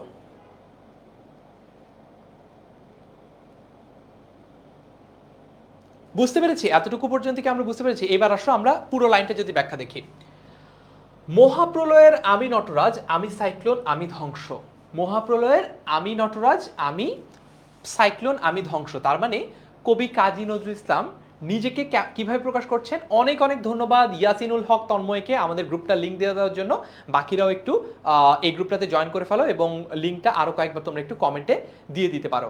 মহাপ্রলয়ের আমি নটরাজ, আমি সাইক্লোন, আমি ধ্বংস। আচ্ছা ক্লিয়ার? আমরা তারপর দেখি জি ক্লিয়ার। সাকিব আল হাসান সবসময় ক্লিয়ার থাকে। তার মানে ও নাচতেছে। হ্যাঁ এটা কিন্তু নাচে, এটা কিন্তু নাচের একটা মুদ্রা, ঠিক আছে? মানে নাচের একটা স্টেপ আর কি এটা। এবং এখানে অনেক ইন্টারেস্টিং ব্যাপার আছে, সেটা হচ্ছে এইখানে যে এই যে চক্রটা, এই চক্রটা দিয়ে, এই যে নটরাজের যে চক্রটা, এই চক্রটা দিয়ে বিশ্ব ব্রহ্মাণ্ড বোঝায়। এবং এই যেখানে দাঁড়িয়ে নটরাজ নাচছে এটা হচ্ছে বিশ্ব ব্রহ্মাণ্ডের কেন্দ্র মিন করে এটাকে। বুঝতে পেরেছি? আচ্ছা ঠিক আছে, তারপরে দেখি। এইবার আমরা একটু ব্যাখ্যাটা দেখি। আমরা তো কবিতার কয়েকটা লাইন পড়লাম, লাইনগুলো যদি একটু বলি। বল বীর বল উন্নত মমশির, শির নেহারি আমারই নতশির ওই শিখর হিমাদ্রির, আমি চির দুর্দম দুর্বিনীত নৃশংস, মহাপ্রলয়ের আমি নটরাজ, আমি সাইক্লোন, আমি ধ্বংস। আসলে এবার আমরা এই কবিতাটার ব্যাখ্যা, মানে এই কয়েকটা লাইনের আমরা তো শব্দ শব্দ ধরে ধরে ব্যাখ্যা শিখলাম, এইবার আমরা এটার একটু পুরো প্যারাটার ব্যাখ্যা বুঝি। কবি কাজী নজরুল ইসলাম তার ব্যক্তি জীবনে যেমন বিদ্রোহী সত্তার অধিকারী ছিলেন, তিনি কিন্তু তার ব্যক্তি জীবনে এরকমই ছিলেন, ঠিক আছে? যেমন এরকম বিদ্রোহী সত্তার অধিকারী ছিলেন, তেমনটি তিনি তুলে ধরেছেন তার কবিতায়। অসীম সাহস, অসীম মানে কি? সীমাহীন। মানে কি? মানে হচ্ছে না, আর সীম বলতে সীমা বোঝায়। তার মানে হচ্ছে সীমা নাই এরকম। অসীম বলতে কি বোঝায়? অসীম মানে হচ্ছে সীমানাহীন, অনেক বেশি। অসীম সাহস ও আত্মবিশ্বাস তার চারিত্রিক বৈশিষ্ট্য। শত্রুর কাছে তিনি উন্মত্ত। উন্মত্ত একদম সোজা বাংলা আমি যদি বলি, ঠিক আছে, উন্মত্তের একদম সোজা বাংলা যদি আমি বলি, সেটা সেটা হচ্ছে কি? সেটা হচ্ছে পাগল। হ্যাঁ, উন্মত্ত বলতে বোঝা হচ্ছে পাগল। নিজেকে তিনি বিদ্রোহীও বলছেন, নিজেকে তিনি পাগলও বলছেন, এবং নিষ্ঠুর হিসেবে তিনি নিজেকে উপস্থাপন করেছেন। কবি নিজেকে দাবি করেছেন মহাপ্রলয় হিসেবে। নিজেকে কি হিসেবে দাবি করেছেন? মহাপ্রলয় হিসেবে, ঠিক আছে? এমসিকিউ ক্লাস নিব আজকে না, আজকে কারণ কবিতাটা বোঝাটাই খুব ইম্পর্টেন্ট। বিদ্রোহী কিন্তু তোমাদের সিলেবাসে থাকা সবচেয়ে কঠিন কবিতা। এইচএসসি 25-এর জন্য বলছি, এইচএসসি 26-এর জন্য আবার বিভীষণের প্রতি মেঘনাথ এই কবিতাটা আছে, এই জন্য এইচএসসি 25-এর জন্য সবচেয়ে কঠিন বলতে পারো বিদ্রোহী কবিতাটা। এই জন্য আজকে আমরা আলাদা করে এমসিকিউতে যাচ্ছি না, শুধুমাত্র কবিতাটার ব্যাখ্যা বোঝাটাই তোমাদের জন্য আপাতত খুবই গুরুত্বপূর্ণ, ঠিক আছে? আচ্ছা দেখো, কবি নিজেকে দাবি করেছেন মহাপ্রলয় হিসেবে, যে প্রলয়ে দেবতার আসনও চূর্ণ হয়। চূর্ণ হয় মানে কি? চূর্ণ হয় মানে হচ্ছে ভেঙে যায়, একদম চূর্ণ বিচূর্ণ হয়ে যায়, গুঁড়া গুঁড়া হয়ে যায়, পাউডারের মতো হয়ে যায়, সেটার কথা তিনি বলছেন। তিনি নিজেকে তুলনা করেছেন নটরাজের তাণ্ডবের সাথে। নটরাজ যে একদম ধ্বংসলীলা চালানোর কথা বলা হয়েছে পুরাণে, সেটার সাথে তিনি নিজেকে তুলনা করেছেন, ঠিক আছে? ওকে, সো আমরা এই ব্যাখ্যাটুকু, প্রথম যে প্যারাটা আমরা পড়লাম, পাশাপাশি এই যে ব্যাখ্যাটুকু আমরা পড়লাম, এটাকে আমরা ক্লিয়ার কিনা? ক্লিয়ার হলে একটু কমেন্টে লিখে ফেলে যে ভাইয়া ক্লিয়ার। আমরা আমাদের যে পেইড কোর্সেও কিন্তু আমরা কিভাবে পড়বো? আমরা এইভাবেই কবিতাটা পড়বো, কবিতার সাথে যেই যেই শব্দগুলোর অর্থ জানা দরকার আছে সেই শব্দগুলোর অর্থ জানবো, এবং তারপরে আবার এইভাবে ব্যাখ্যাগুলো দেখে নিব। ক্লিয়ার? আচ্ছা, তোমরা কি, আচ্ছা আফরিন আক্তার বলছে ভাইয়া বিভীষণের প্রতি মেঘনাথ অনেক ইজি করে পড়াইছিলেন কিন্তু নাই। হ্যাঁ, এইচএসসি 25-এর আমরা ফার্স্টে ধারণা করেছিলাম এইচএসসি 25 ফুল সিলেবাস হবে, তখন আমরা শুরুই করেছিলাম বিভীষণের প্রতি মেঘনাথ এই ইন্টারেস্টিং কবিতাটা দিয়ে। কবিতাটা কঠিন হলেও মজা আছে, এই কবিতাটা দিয়ে পড়েছিলাম এইচএসসি 25 ব্যাচকে, পড়েছে অনেকের হয়তো বা এখনো মনে আছে। এরপরে যেটা হলো সরকার থেকে বললো যে না, আসলে বিভীষণের প্রতি মেঘনাথ আমাদের শর্ট সিলেবাসের মধ্যে থাকবে না, তখন এটা বাদ দিয়ে আমাদের এগোতে হলো। অল রাইট, ঠিক আছে। এইবার আমরা একটু এই কোর্সটাতে কীভাবে ভর্তি হবো এটা একটু দেখে আসি। চলো, আমরা যে কোর্সের কথা বলছি কোর্সটাতে কীভাবে ভর্তি হওয়া যায় আমরা একটু দেখে আসি। আমরা প্রথমে হচ্ছে যাব হচ্ছে ক্রোমে গেলাম। হ্যাঁ, ক্রোমে যাই। এইখান থেকে আমরা লিখবো হচ্ছে 10ms। কি লিখবো? আমরা লিখবো হচ্ছে 10ms। 10ms লিখলেই হবে, .com লিখলে খুবই ভালো। 10ms.com মানে কি? 10minuteschool.com। 10ms.com লিখলাম, লিখে এন্টার প্রেস করলাম। ঠিক আছে, এন্টার প্রেস করলেই তোমরা হচ্ছে চলে আসতে পারবা আমাদের ওয়েবসাইটে। সরাসরি আমাদের ওয়েবসাইটে আসলা। আমাদের ওয়েবসাইটে এইখানে তুমি মোবাইল দিয়ে ব্যবহার করো অথবা তুমি হচ্ছে তোমার ল্যাপটপ বা পিসি যে কোনো কিছুতে ব্যবহার করো, এখানে একটা সার্চ বার পাবা। গুগলে যেরকম সার্চ করা যায় এরকম সার্চ বার পাবা। সার্চ বারে গিয়ে তুমি লিখবা হচ্ছে তোমার ব্যাচ কত, এইচএসসি ব্যাচ যত তত লিখবা। 24 হলে 24 লিখবা, তাহলে 24-এর জন্য কি কি রিলেভেন্ট কোর্স আছে সেগুলো পাবা। 25 হলে লিখবা 25। আজকে যেহেতু আমরা 25-এর জন্য পড়ছি, চলো 25 ব্যাচকে দেখাই। তো 25 লিখলাম, 25। আচ্ছা, দেখো চলে এসেছে এইচএসসি 25 অনলাইন ব্যাচ 2.0। ক্লিক করো। ক্লিক করার পরে কিন্তু আমরা কোর্সটা পেয়ে যাচ্ছি, এইচএসসি 25 অনলাইন ব্যাচ 2.0 বাংলা ইংরেজি তথ্য যোগাযোগ প্রযুক্তি। এখানে তোমরা আমাদেরকে দেখতে পাচ্ছ, ইনস্ট্রাক্টরদেরকে দেখতে পাচ্ছ। ঠিক আছে, এরপরে তোমরা কোর্সটা কেনার জন্য যেটা করবা, এইখানে ক্লিক করবা, কোর্সটি কিনুনে ক্লিক করবা। কোর্সটি যদি কোনো প্রোমো কোড তোমাদের থাকে, প্রোমো কোড প্রেস করবা। প্রোমো কোড দিলে হয়তো বা এখানে আরো কিছু ডিসকাউন্ট আসবে।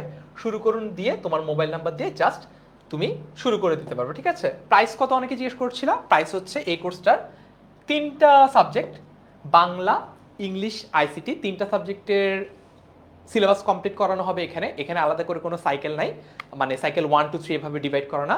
এক কোর্সেই পুরোটুকু সিলেবাস যতটুকু তোমাদের এইচএসসির জন্য লাগবে ফুলটুকু কমপ্লিট করানো হবে। এখন এটার প্রাইস হচ্ছে 3500 টাকা।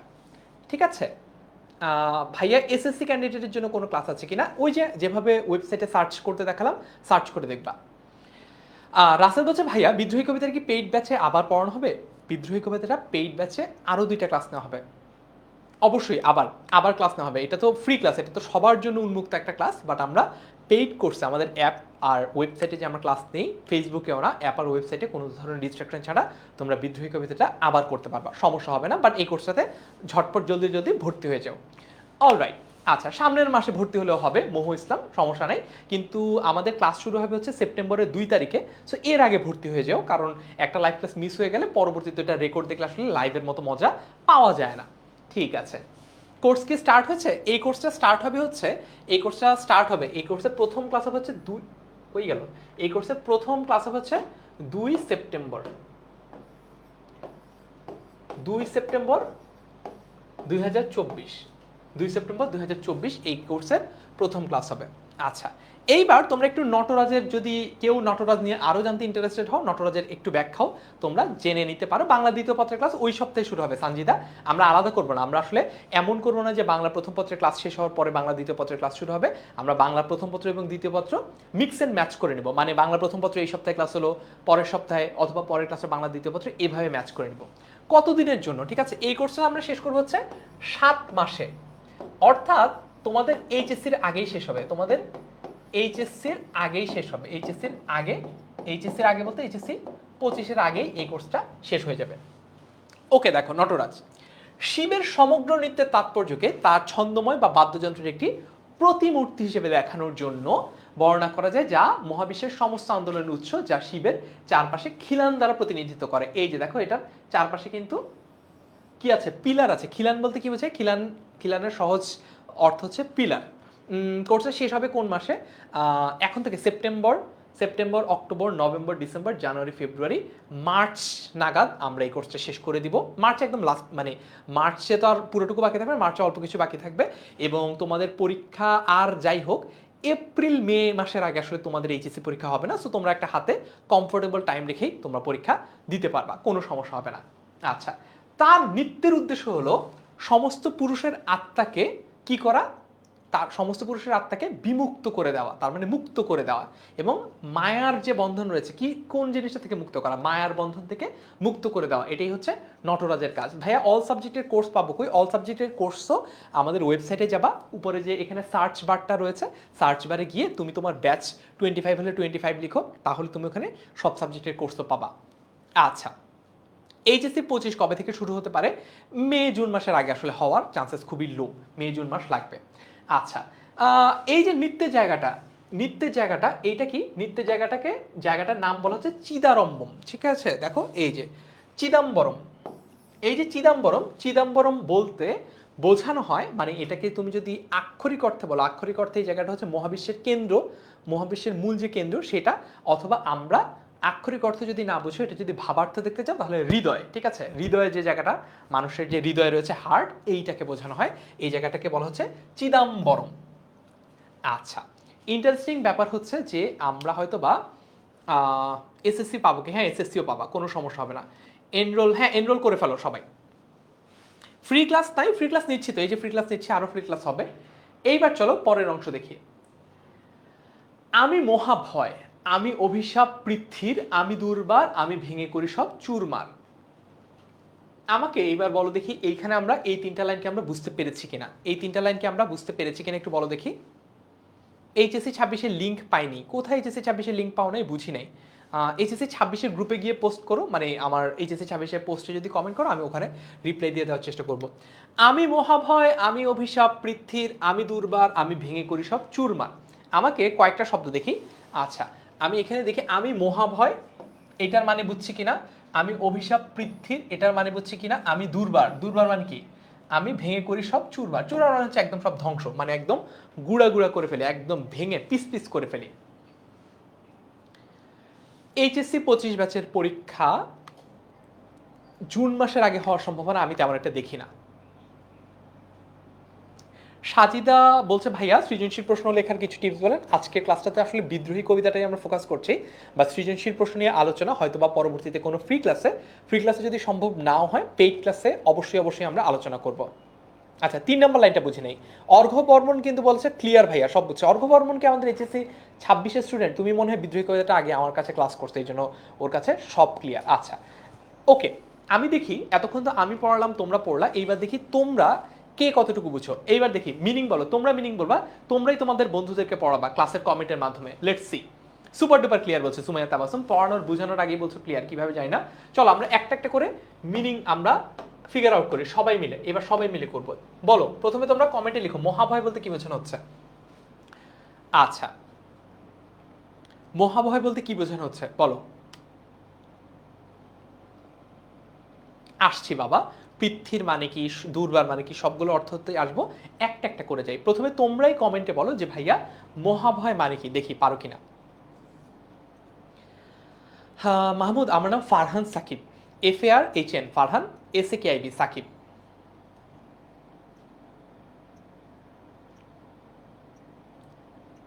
আচ্ছা, মহাভয় মানে অনেক ভয়।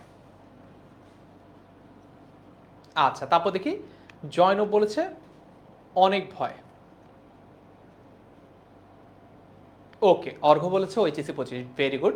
আইরিন বলেছে বিরাট ভয়, যার কোনো ভয় নেই, আমি মহাভয়, আমি অভিশাপ পৃথ্বীর। আচ্ছা, ফ্রি ক্লাস কবে কবে হয়? রুটিন আমাদের এইচএসসি 25-এর গ্রুপে দেওয়া আছে। চূড়ান্ত ভয়। আচ্ছা, আমি 6-7 বার এই কবিতাটা পড়েছি, ভেরি গুড। আমি অনেক ভয়, অনেক ভয় না, আমি দেখো একটু এখানে একটু আমাদের যেতে হবে, এখানে একটু ভাবানুবাদের দিকে। আমি মহাভয় বলতে, আমি মহা মানে তো অনেক, এটা বুঝছো, অনেক, আমি অনেক ভয়ের কারণ, অথবা আমি অনেক ভয়ের কারণও বলতে পারো, কিংবা আমি অনেকের ভয়ের কারণও বলতে পারো, ঠিক আছে? শুধু অনেক ভয় বলে তো বোঝা যায়, আমি অনেক ভয় মানে কি, আমি নিজে ভয় পাচ্ছি? আমি ভয় পাচ্ছি না, আমি ভয় দেখাচ্ছি। আমি ভয় পাই না, বরং আমি অন্য কারোর ভয় পাওয়ার কারণ হই। এটা কবি কবি এখানে বোঝাচ্ছে। সো আমরা বুঝলাম আমি মহাভয়। এখন আমাকে এই জিনিসটা কে এক্সপ্লেন করতে পারবে? যে এক্সপ্লেন করতে পারবে তার জন্য রয়েছে আমার পক্ষ থেকে চকলেট। আমি অভিশাপ পৃথ্বীর এই কথাটা দিয়ে কি বুঝিয়েছেন কবি? এইটা যে আমাকে ব্যাখ্যা করতে পারবে, এটা তোমাদের একটা খ নাম্বার বা অনুধাবনমূলক প্রশ্নের জন্য ইম্পর্টেন্ট একটা প্রশ্ন। আমি অভিশাপ পৃথ্বীর বলতে কি বোঝানো হয়েছে?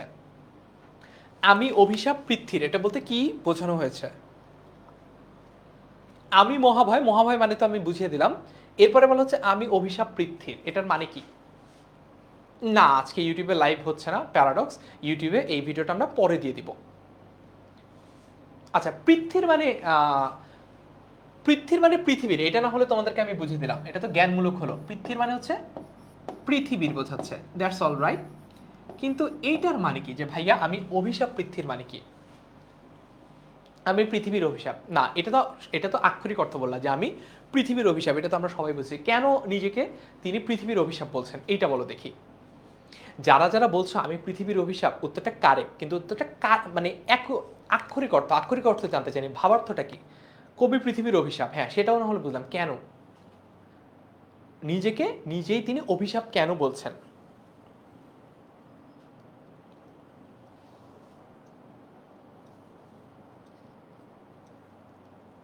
স্লাইড কিভাবে পাবো প্যারাডক্স জানতে চেয়েছে। আমাদের এইচএসসি 25-এর যে গ্রুপটা রয়েছে, ফ্রি গ্রুপটার লিঙ্ক একটু তন্ময় আবার দিয়ে দাও তো এই ক্লাসের কমেন্ট সেকশনে। ওইখানে আমি আজকে ক্লাসের পরে বাসায় গিয়ে ওইখানে ক্লাস স্লাইডটা দিয়ে দিব। আমি অন্য মানুষের জন্য অভিশাপ বলছে ঋতু। না, অন্য মানুষের জন্য কেন আমি অভিশাপ হব? অমঙ্গল বলেছে, আমি পৃথিবীর জন্য অভিশাপ। আচ্ছা ঠিক আছে, এইবার আমি তোমাদেরকে একটু বুঝিয়ে দিই। পৃথিবী মনে করো গোল্লা, কমলা লেবুর মতো দুই পাশে একটু চাপা, এইটা হলো পৃথিবী। তো পৃথিবীতে এখন মনে করো 8 বিলিয়ন মানুষ আছে। পৃথিবী ভালো হোক খারাপ হোক, পৃথিবী তো টিকে আছে যে কোনোভাবেই হোক। এবং মানুষ একটা প্রজাতি হিসেবে নিজে টিকে থাকতে গিয়ে এবং নিজে বিস্তার করতে গিয়ে, নিজের উন্নয়ন করতে গিয়ে আশপাশের আরো অনেককে কি করেছে? এক্সটিংক্ট করে ফেলেছে। তার মানে আশপাশে আরো অনেককে কি করেছে? আরো অনেককে বিলুপ্ত করে ফেলেছে। অলরাইট। আচ্ছা, এখন কবি কাজী নজরুল ইসলাম বলছেন এইচএসসি পৌঁছে ফ্রি এ প্লাস সাজেশনস এই গ্রুপ, এক্স্যাক্টলি প্যারাডক্স, একটু গ্রুপের লিঙ্কটা কমেন্টে দিয়ে দিও। এখন এই যে আমি অভিশাপ পৃথ্বীর বলতে বোঝানো হচ্ছে এই যে সবকিছু সাজানো গোছানো অবস্থায় আছে, এই যে এই পুরো পৃথিবীটাতে যারা রীতিমতো অমানুষ, তারা সবকিছু দখল করে রেখেছে, দেখে কিন্তু মনে হচ্ছে যে everything is all right, everything is under control, এরকম একটা ব্যাপার মনে হয় না? মনে করো আমি যদি বলি বাংলাদেশের বর্তমান পরিস্থিতি কি তোমরা জানো, এবং অনেক চড়াই উতরাই পার হয়ে আমরা আজকে বাংলাদেশের এই পরিস্থিতিটাতে এসে দাঁড়িয়েছি। কিন্তু 2 মাস আগেও দেখে কি বাইরে থেকে বোঝার কোনো উপায় ছিল যে আসলে না, সিস্টেমটা আসলে একদম ধ্বংস, মানে জায়গায় জায়গায় দুর্নীতি, সবকিছু রীতিমতো পচে গেছে, সবকিছু আমাদেরকে পুরোপুরি পরিবর্তন করতে হবে, পুরোপুরি রিপ্লেস করতে হবে, এটা কি 2 মাস আগেও আমরা অনেকে, হ্যাঁ নিজেরা ব্যক্তিগত জায়গায় যে যে জায়গাটা কাজ করতে গেছে, যে যে সেক্টরে কাজ করতে গিয়েছে সে হয়তো বা বুঝেছে, কিন্তু ওভারঅল বাইরে থেকে দেখে কি বোঝার কোনো অবস্থা ছিল? এরকম একটা সিচুয়েশন ছিল যে না আসলে এটা রিপেয়ার করা যাবে না, এটা পুরোপুরি রিপ্লেস করতে হবে। আমরা যদি বাংলাদেশের ওভারঅল সিস্টেমটাকে আমরা যদি একটা মেশিনের মতো কল্পনা করি, এটা মেশিনের এক একটা পার্টস থাকে তাই না? মনে করো অর্থনৈতিক ব্যবস্থা, এটা মনে করো আমাদের এই বাংলাদেশ মেশিনের একটা পার্ট, ব্যাংকিং ব্যবস্থা, শেয়ার মার্কেট, হ্যাঁ শিক্ষা ব্যবস্থা, বিভিন্ন প্রতিষ্ঠান, অনেক অনেক কিছু। আমরা 2 মাস আগে আমরা ভাবতাম এগুলোকে হয়তো বা রিপেয়ার করাবে, রিপেয়ারেবল এগুলো মনে হয়, সংস্কার করলেই মনে হয়ে যাবে। কিন্তু এখন আমরা এসে বাইরে থেকে যত যাই সিচুয়েশন মনে হচ্ছিল, পরবর্তীতে এসে আমরা দেখলাম যে না, আসলে রিপেয়ার করে আসলে মেরামত করে আসলে এই জিনিসটাকে ঠিক করা সম্ভব না, এটা রীতিমতো রিপ্লেস করতে হবে। আচ্ছা, সুমাইয়া তাবাসসুম একটা ভালো উত্তর দিচ্ছে, পৃথিবীর সমস্ত শোষণ নির্যাতনের জন্য তিনি অভিশাপ স্বরূপ। হ্যাঁ, মোটামুটি ভালো উত্তর। এইবার আমি তোমাদেরকে বলি, ঘটনা হচ্ছে যে আমি অভিশাপ পৃথিবীর বলতে বোঝানো হচ্ছে এই যে সিস্টেম লসের যে একটা সিস্টেম পুরো পৃথিবী জুড়ে সাজানো গোছানো রয়েছে, মনে করো শোষণ নির্যাতনের যে একটা ওভারঅল সিস্টেম সাজানো আছে, এটাই তো পুরো পৃথিবী। এই পৃথিবীর জন্য আমি একটা অভিশাপ, কারণ এই যে তোমাদের অমঙ্গলে ভরা, অমঙ্গল দিয়ে ঘেরা তোমাদের বানানো যে শৃঙ্খল, তোমাদের বানানো যে সামাজিক স্তর, সামাজিক কাঠামো, সমাজটা দেখতে যেরকম, এটা আমি ভেঙে চুরে ধ্বংস করে দিতে চাই। এই কারণে কবি কাজী নজরুল ইসলাম বলছেন আমি অভিশাপ পৃথ্বীর। এইবার বলো আমরা কি ক্লিয়ার কিনা? আমি দুর্বার মানে কি? আমি দুর্বার মানে হচ্ছে আমাকে ঠেকিয়ে রাখা যায় না, মানে আমাকে কোনোভাবেই দমন করা যায় না। দাগানো স্লাইড দিয়ে, হ্যাঁ স্লাইড থাকবে, স্লাইড পরবর্তীতে আমরা ক্লাসে পরে এইচএসসি 25 যে ফ্রি গ্রুপটা রয়েছে এখানে আমরা দিয়ে দিব। আমরা এটা ক্লিয়ার হলে একটু লিখে ফেলি, ক্লিয়ার কমেন্টে ক্লিয়ার লিখে ফেলি। আমি মহাভয়, আমি অভিশাপ পৃথ্বীর, আমি দুর্বার, আমি ভেঙে করি সব চুরমার। হ্যাঁ, 1 আওয়ার টিচ ঠিক বলেছ, তিনি পৃথিবীর শোষকের জন্য ভয় ও অভিশাপের কারণ। আচ্ছা, তন্ময় বলছে একটু আগে কারেন্ট এসেছে, কোনো সমস্যা নাই, ক্লাসটা শেয়ার দিয়ে নিজের টাইম লাইনে রাখো, পরবর্তীতে দেখে নিও তাহলেই হবে। আফরিন বলছে ক্লিয়ার ভাইয়া, মোহ ইসলাম বলছে ক্লিয়ার। অলরাইট, ক্লাসটা শেয়ার দিয়ে নিজের যার যার টাইম লাইনে রাখো, তাহলে পরবর্তীতেও যদি কখনো দেখার দরকার পড়ে তোমরা আবার দেখে নিতে পারো। আচ্ছা, তাহমিনাকে একটু সবাই গ্রুপের লিঙ্কটা দিয়ে দাও তো, এইচএসসি 25 ফ্রি গ্রুপটা। আমি অনিয়ম, পরের পার্টে যাই। আমি অনিয়ম উশৃঙ্খল, আমি দলে যাই যত বন্ধন, যত নিয়ম কানুন শৃঙ্খল, আমি মানি না কোনো আইন। দুর্বার মানে কি? মানে হচ্ছে যাকে দমন করা যায় না, যাকে কোনোভাবে আটকে রাখা যায় না। দুর্বার বলতে অদম্য বোঝায়। আচ্ছা, দুর্বার বলতে অদম্য বোঝায়, অদম্য, যাকে কোনোভাবেই দাবিয়ে রাখা যায় না তাকে বলা হচ্ছে দুর্বার।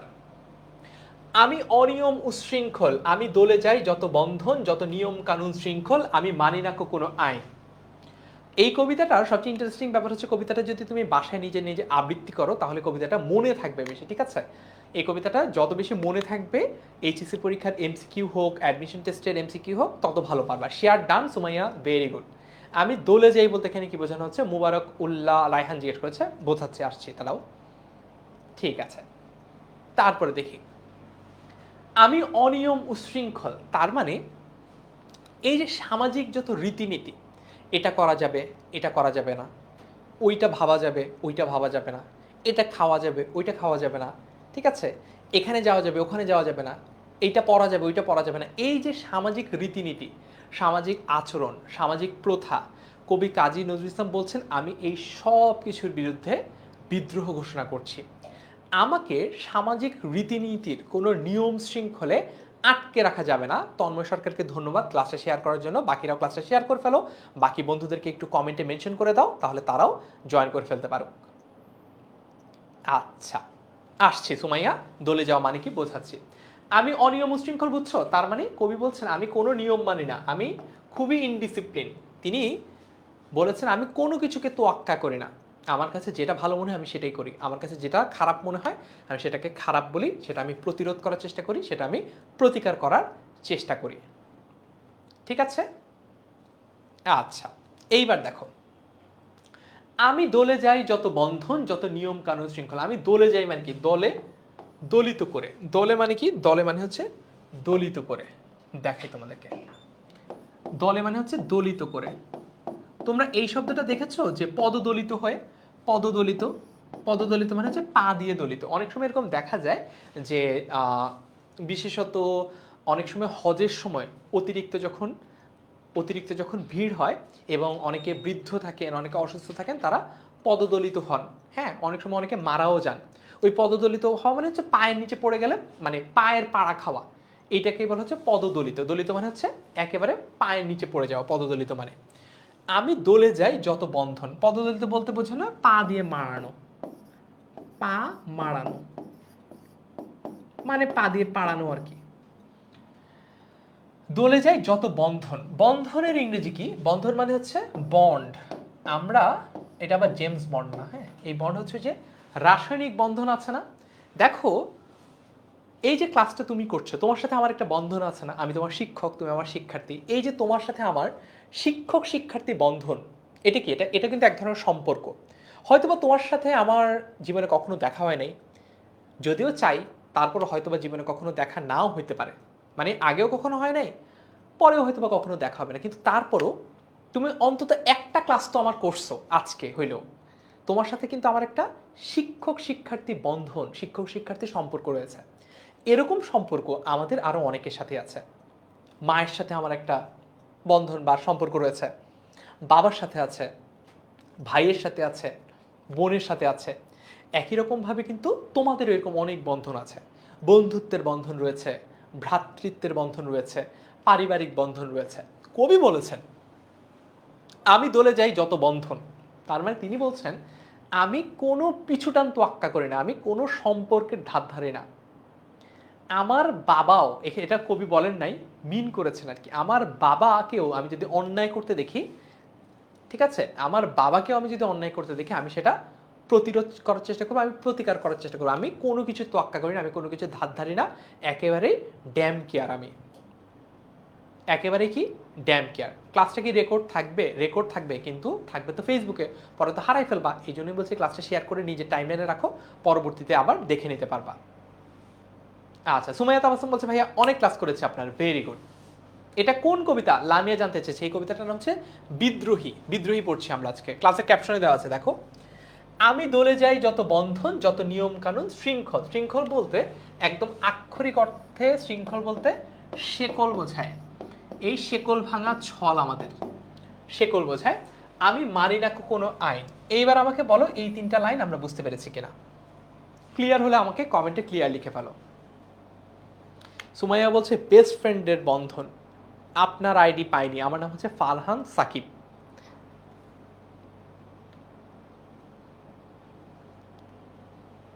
আচ্ছা, শাহিন বলছে আজানের জন্য সময় দিতে। আজান মাত্র দিল, আমরা আজানের 1 মিনিট বিরতি দেই।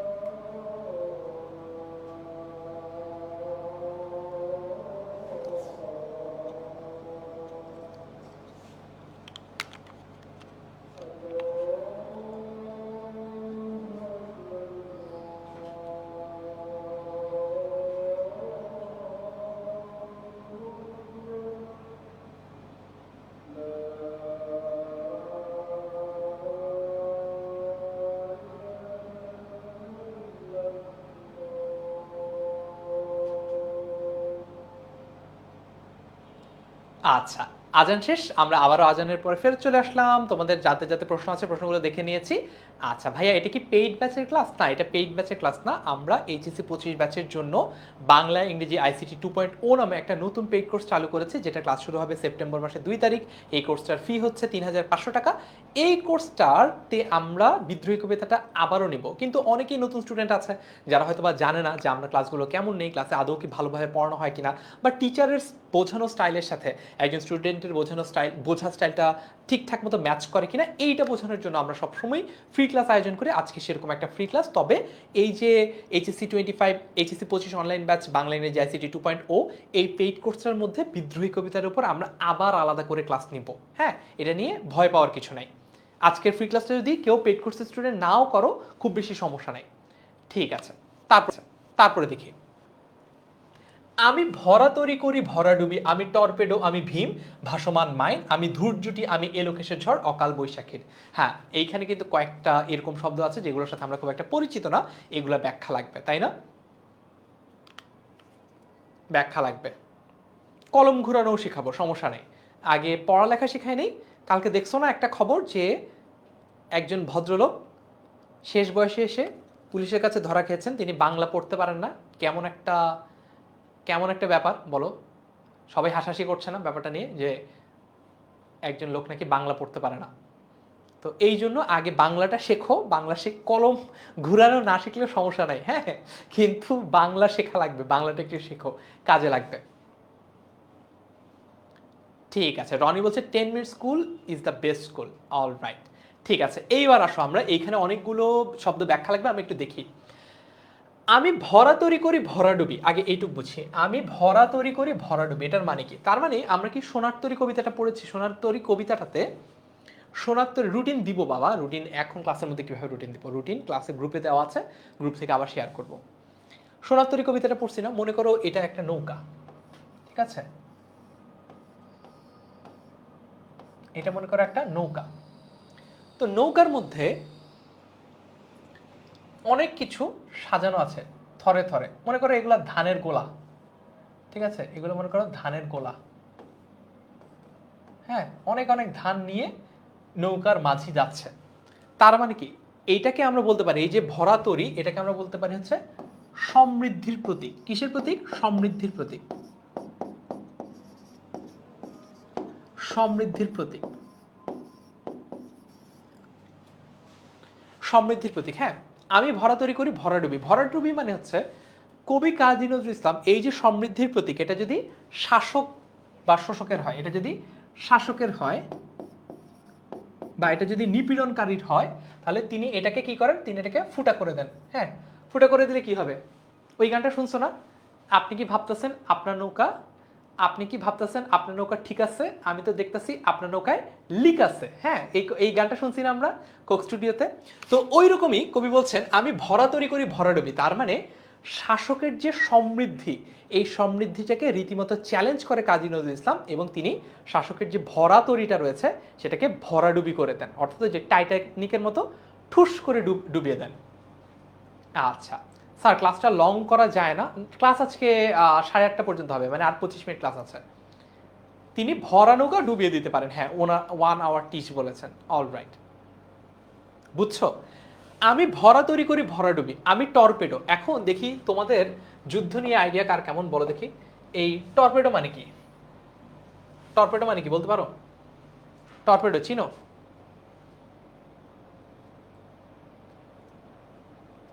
টর্পেডো কোনটা?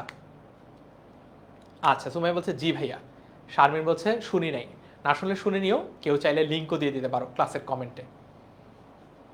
ক্লাসের পরে শুনো, এখন শোনার দরকার নেই, এখন আমার ক্লাস দেখো। কি বুঝলাম? তার মানে হচ্ছে আমি টর্পেডো। টর্পেডো কি? টর্পেডো হচ্ছে সাবমেরিন। হ্যাঁ, আফরিন আক্তার কিন্তু বুঝে ফেলেছে, ধরে ফেলেছে। সাবমেরিন আসলে টর্পেডো না, সাবমেরিনের যে মিসাইল সেটাকে হচ্ছে টর্পেডো বলে। মনে করো একটা প্লেন, প্লেন দেখতে কেমন হয় ভুলেই তো গেছি। এটা মনে করো একটা প্লেন, ঠিক আছে? এটা মনে করো একটা প্লেন, এটা মনে করো প্লেনের ডানা, ঠিক আছে? মনে করো এইখানে পাইলট বসে, হ্যাঁ, পাইলট বসছে এখানে। এইখান থেকে মনে করো আগুন বের হয়। এইটা মনে করো প্লেনের ডানা, এদিকে একটা ডানা, এদিকে একটা ডানা। আচ্ছা, এখন এই যে এখানে যে মিসাইল থাকে, এই যে এখানে যে মিসাইল থাকে, প্লেনের ক্ষেত্রে এগুলোকে বলা হচ্ছে মিসাইল, তাই না? যুদ্ধ বিমানে থাকে মিসাইল, থাকে গুলি থাকে, এইটা হচ্ছে প্লেনের ক্ষেত্রে মিসাইল। কিন্তু এইটা যদি মনে করো একটা জাহাজ হয়, জাহাজও না, ডুবোজাহাজ, সাবমেরিন, যেটা পানির নিচে থাকবে। যেটা কই থাকবে? যেটা মনে করো পানির নিচে থাকবে, এই যে এরকম, এটা মনে করো পানির নিচে যাবে, এখানে একটা প্রপেলার আছে, ঠিক আছে, ঘুরবে, পানির নিচে যাবে। এইখানে যদি একটা মিসাইল থাকে, হ্যাঁ, এইখানে যদি একটা মিসাইল থাকে, এইখানে যদি একটা মিসাইল থাকে, এবং এটা যদি পানির নিচে হয়, এটা যদি পানির নিচে হয় একটা সাবমেরিন এরকম, যদি এটা পানির নিচে হয় আর এখানে যদি একটা মিসাইল থাকে, এই ডুবোজাহাজ বা এই সাবমেরিনের মিসাইলটাকে বলা হচ্ছে টর্পেডো। বুঝতে পেরেছো? সাবমেরিন থেকে নিক্ষিপ্ত এক ধরনের ক্ষেপণাস্ত্র। হ্যাঁ, প্লেন থেকে যেটা মারা হয়, বোম, ওইটাকে বলা হচ্ছে মিসাইল। আর একই জিনিস যদি এই ডুবোজাহাজ বা সাবমেরিন থেকে মারা হয়, এটাকে বলা হচ্ছে টর্পেডো। ক্লিয়ার? এটাকে বলা হচ্ছে টর্পেডো।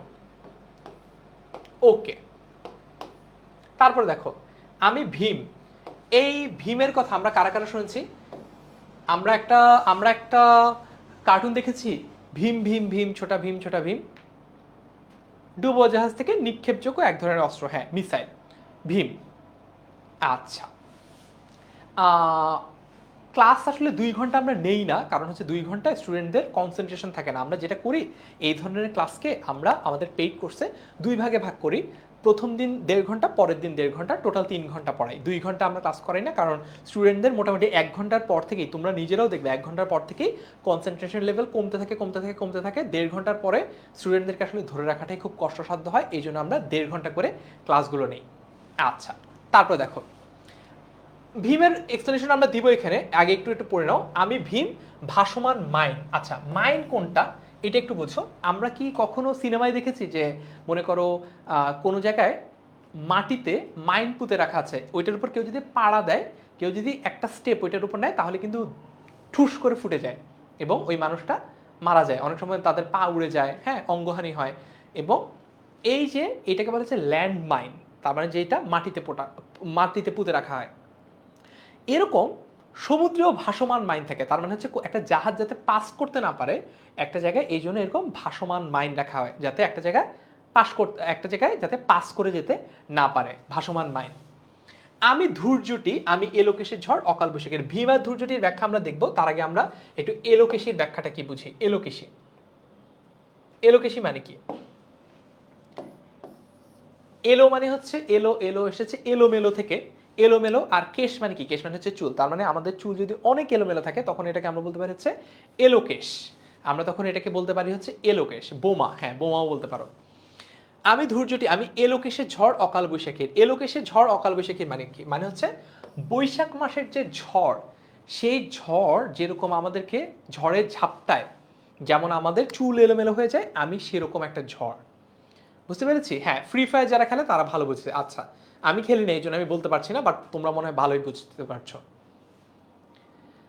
কবি এলোমেলো চুল, চুলের মতো কালবৈশাখী ঝড়, তিনি বিশ্ববিধাতার বিদ্রোহী বীর। হ্যাঁ, ঠিক আছে।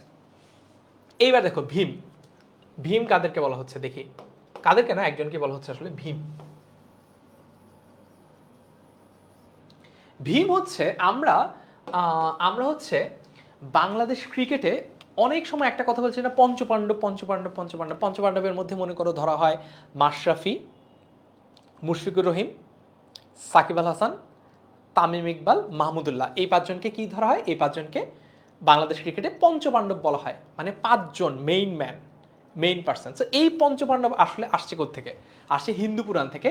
এই পঞ্চপাণ্ডবের মধ্যে দ্বিতীয় পাণ্ডব, 2 নম্বর যে, তার তার নাম হচ্ছে ভীম, এবং ভীমের হাতে একটা গদা থাকতো। আমরা অনেকে হয়তো কার্টুনে দেখেছি ভীমের মূল কাজ হচ্ছে লাড্ডু খাওয়া, কিন্তু সেটা ছোট ভীম, ঠিক আছে, ওটা ছোটবেলার ভীম। বড়বেলার ভীম কাঁধে একটা গদা দিয়ে মানুষ পিটাতো, হ্যাঁ, ধিপধাপ। আচ্ছা, টাইগার সিনেমাতেও নাকি ল্যান্ডম্যান আছে। বাবারে বাবা, কোথা কোথা থেকে যে জ্ঞান আহরণ করে আনছো তোমরা, আমি মাঝে মাঝে তাজ্জব হয়ে যাই তোমাদের জ্ঞানের উৎস দেখে। আচ্ছা, হাবিব বলেছে মায়ের দোয়া টিম। ওকে, ঠিক আছে। ভীম তো বুঝলাম, পঞ্চপাণ্ডবের দ্বিতীয় পাণ্ডব, গদা হাতে যিনি যুদ্ধে যেতেন এবং শত্রুদের বিনাশ করতেন। ধৈর্যটি বলতে কি বোঝানো হচ্ছে? ধৈর্যটি বলতে বোঝানো হচ্ছে যে এমন একজনের চুল, যে চুলটা মনে করো এরকম ধোঁয়ার মতো, এই চুলটা ধোঁয়ার মতো, মানে তার যে চুলের জট, অনেক দিন অনেক দিন চুল যদি, সন্ন্যাসীতে দেখেছো না যে অনেক দিন চুল না ধুলে চুলগুলো হচ্ছে একসাথে জটা হয়ে যায়, এবং অনেক সময় যদি তুমি অন্ধকারের মধ্যে দেখো বা হঠাৎ করে দেখো মনে হবে যে চুলের উপর থেকে ধোঁয়া উঠছে। তুমি যদি প্রতিদিন দেখো এরকম কাউকে তাহলে তুমি চুল, কিন্তু তুমি হুট করে একজন এরকম কাউকে দেখলা যার মাথার উপর এরকম জটা, তখন তুমি ভাববে যে অনেক সময় আমরা ভুল করি, আমরা ভাবি যে এটা হচ্ছে কি, এটা হচ্ছে ধোঁয়া। বুঝতে পেরেছো? হ্যাঁ, মহাভারতের ভীম, হ্যাঁ ছোটা ভীম। অলরাইট। তো এই ধূর্যটি কাকে বলা হয়? এটা কিন্তু শিবের আরেকটা নাম, ধূর্যটি। জটাধারী শিবের চুলকে জট, ধূম্র, ধোঁয়ার মতো মনে হয় দেখে তাকে কি বলা হয়? তাকে ধূর্যটি বলা হয়। ধূর্যটি বলতে মূলত এমন একটা জট বোঝায় যেটা দেখতে ধোঁয়ার মতো, অর্থাৎ তার যে চুলের জটটা, তার এই চুলের জটটাকে কল্পনা করা হচ্ছে ধোঁয়ার সাথে। দেখে অনেক সময় আমরা এটাকে মনে করি ধোঁয়ার কুণ্ডলী, এই জন্য তার নামটা হয়েছে ধূর্যটি। শিবের এটা আরেকটা নাম, ধূর্যটি। ক্লিয়ার? আচ্ছা, ভীম নামে এনিম আছে।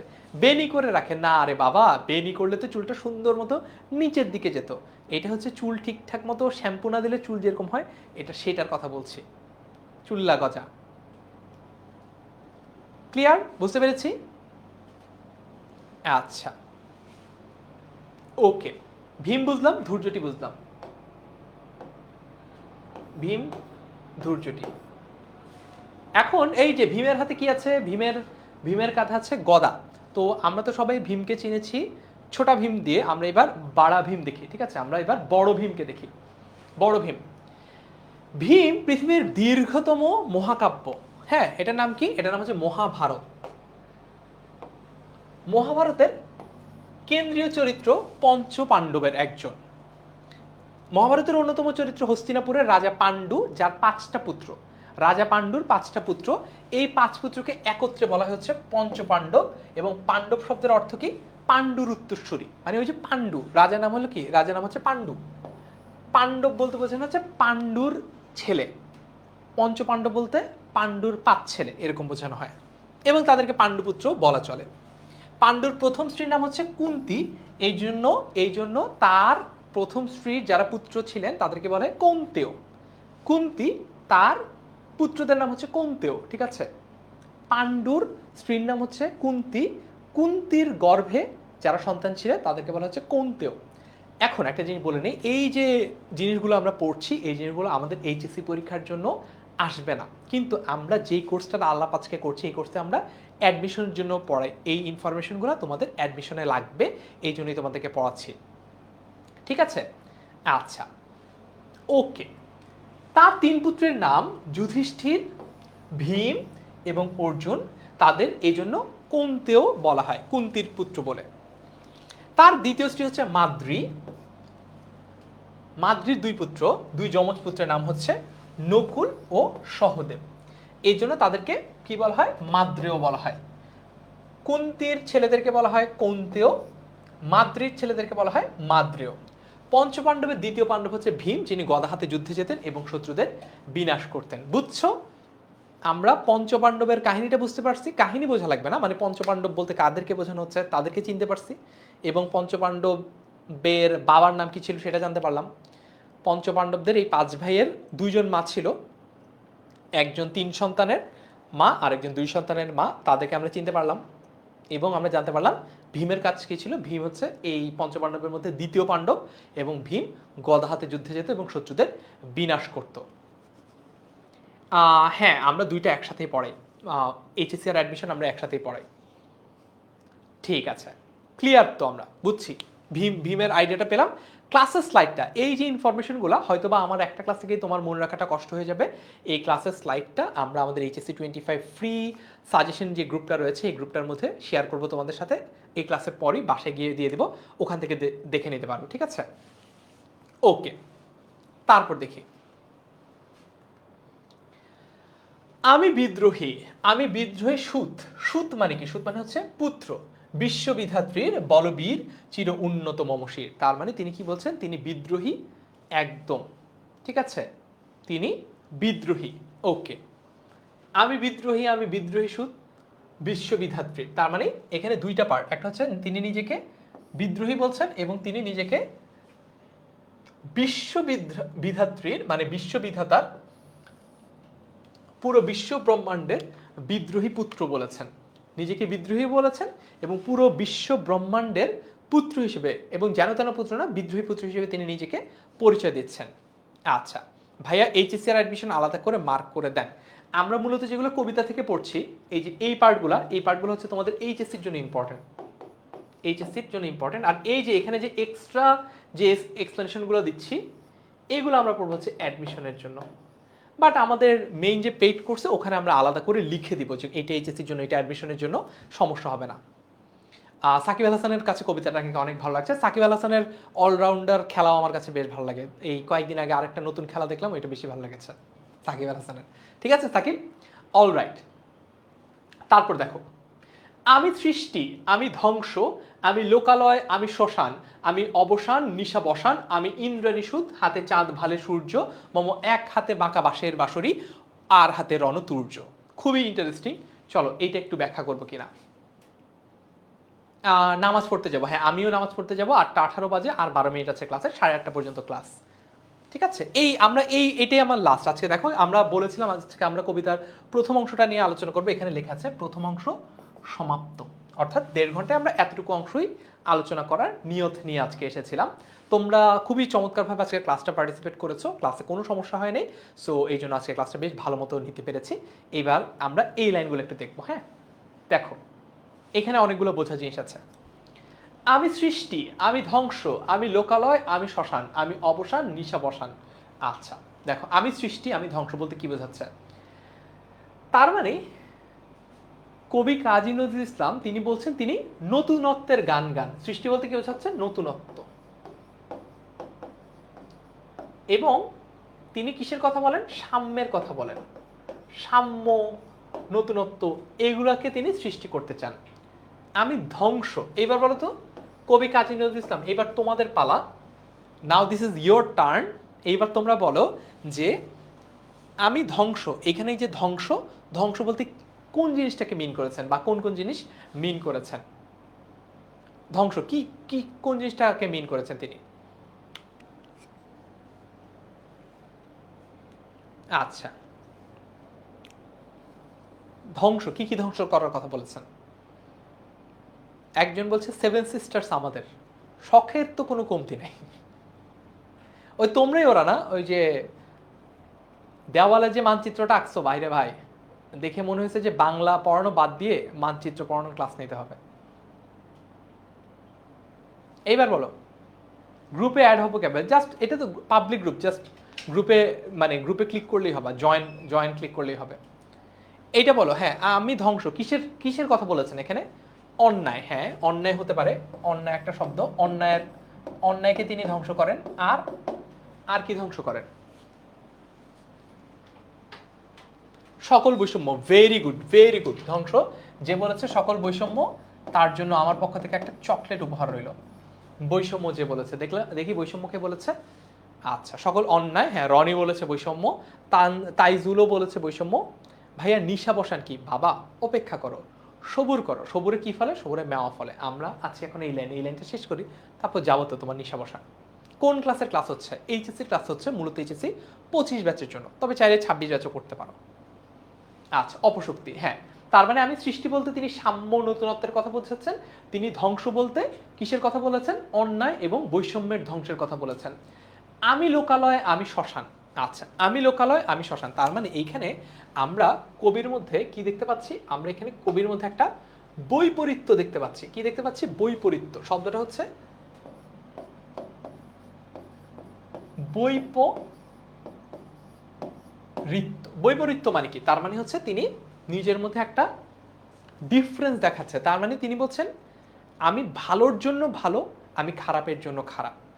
আমার আচরণ কেমন হবে এটা তোমার উপর নির্ভর করে। তুমি যদি আমার সাথে ভালো আচরণ করো তাহলে আমি তোমার সাথে ভালো আচরণ করবো, তুমি যদি আমার সাথে খারাপ আচরণ করো তোমার সাথে আমি খারাপ আচরণ করবো। অর্থাৎ তিনি বলার চেষ্টা করছেন আমি লোকালয়, আমি শ্মশান।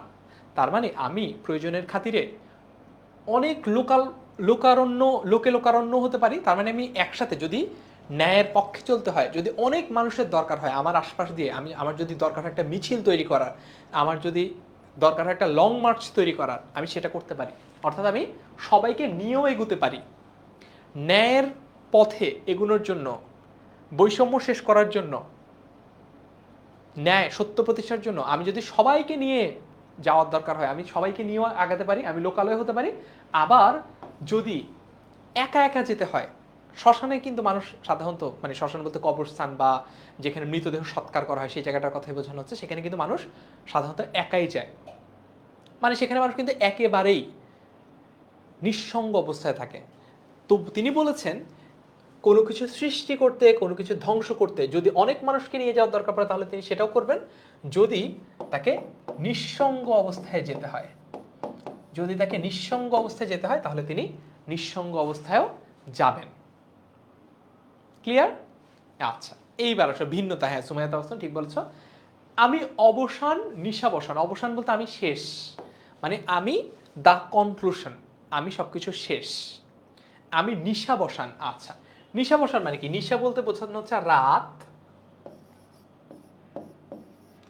আর অবসান বলতে বোঝানো হচ্ছে, অবসান হচ্ছে শেষ। নিশাবসান বলতে মূলত তাহলে কি বোঝানো হচ্ছে? মূলত ভোরের কথা বোঝানো হচ্ছে। ভোর, ভোর সকালের কথা বোঝানো হচ্ছে। নিশাবসান বলতে কি বোঝানো হচ্ছে? সকাল বা ভোরের কথা বোঝানো হচ্ছে। ঠিক আছে? আচ্ছা, আমি অবসান, নিশাবসান। এইবার বলা হচ্ছে আমি ইন্দ্রাণী সুত। সুত বলতে, সুত শব্দটার অর্থ হচ্ছে পুত্র। ইন্দ্রাণী সুত মানে কি? ইন্দ্রের স্ত্রীর পুত্র, ইন্দ্রাণী সুত। ইন্দ্রাণীর স্ত্রীর নাম কি? দেখো, ইন্দ্রাণীর স্ত্রীর নাম হচ্ছে শচী। শচীর পুত্রের নাম কি? শচীর পুত্রের নাম হচ্ছে জয়ন্ত। ইন্দ্রাণী সুত বলতে ইন্দ্রাণীর স্ত্রী শচীর কথা বোঝানো হচ্ছে, তার পুত্রের। আচ্ছা, ইন্দ্রাণী বলতে, ইন্দ্রাণী বলতে বোঝানো হচ্ছে ইন্দ্রের স্ত্রী, আর সুত বলতে বোঝানো হচ্ছে পুত্র, অর্থাৎ ইন্দ্রাণীর স্ত্রীর পুত্র। ইন্দ্রাণীর স্ত্রীর নাম হচ্ছে শচী, শচীর পুত্রের নাম হচ্ছে জয়ন্ত। তার কথা বলা হচ্ছে। হাতে হাতে চাঁদ, ভালে, হাতে চাঁদ ভালে সূর্য। তার মানে ওই যে বৈপরীত্যের কথা বলা হচ্ছে, তার মানে তিনি যখন যেটা দরকার তখন সেই রূপই তিনি ধারণ করতে পারে। মম মানে নিজের, আমার, এক হাতে বাঁকা বাঁশের বাঁশরি, আর হাতে রণতুর্য। আচ্ছা, এইটা দিয়ে আমরা আজকের মতো ক্লাসের এক্সপ্লেনেশন শেষ করব। বাঁশি কিসের প্রতীক? বাঁশি হচ্ছে প্রেমের প্রতীক, তাই না? রামের হাতে যে একটা বাঁশি থাকে, জানো? আচ্ছা, রাসেল বলেছে দ্বিতীয় পর্বের ক্লাস কবে আসবে। আমাদের যে এইচএসসি 25-এর ফ্রি গ্রুপটা রয়েছে, এই গ্রুপটার মধ্যে আমরা দ্বিতীয় পর্ব নিয়ে আলোচনা করব, পরবর্তী অংশ নিয়ে। হ্যাঁ, জয়ন্ত, ঠিক আছে। এইবার দেখো যেটা বলছিলাম, বাঁশি কিসের প্রতীক? বাঁশি হচ্ছে প্রেমের প্রতীক। বাঁশের বাঁশরি, বাঁশরি মানে হচ্ছে বাঁশি। বাঁশি হচ্ছে কিসের প্রতীক? প্রেমের প্রতীক, প্রেম। আর হাতে মানে আরেক হাতে রণতুর্য। রণতুর্য কি? রণতুর্য হচ্ছে, আগে তোমরা দেখেছো কিনা জানি না, আগে মনে করো দুই রাজা যুদ্ধ করবে, তখন তারা একটা মাঠে দুইজন দুই পাশে গিয়ে উপস্থিত হতো। এরপরে যখন তারা একটা এরকম একটা চোঙার মতো জিনিস আছে, ওটাতে ফু দিত, তখন প্যাঁ প্যাঁ প্যাঁ প্যাঁ প্যাঁ করে বাঁচত। এরপরে হচ্ছে দুই পক্ষ হামলা বলে ঝাঁপিয়ে পড়তো এক পক্ষ আরেক পক্ষের উপর।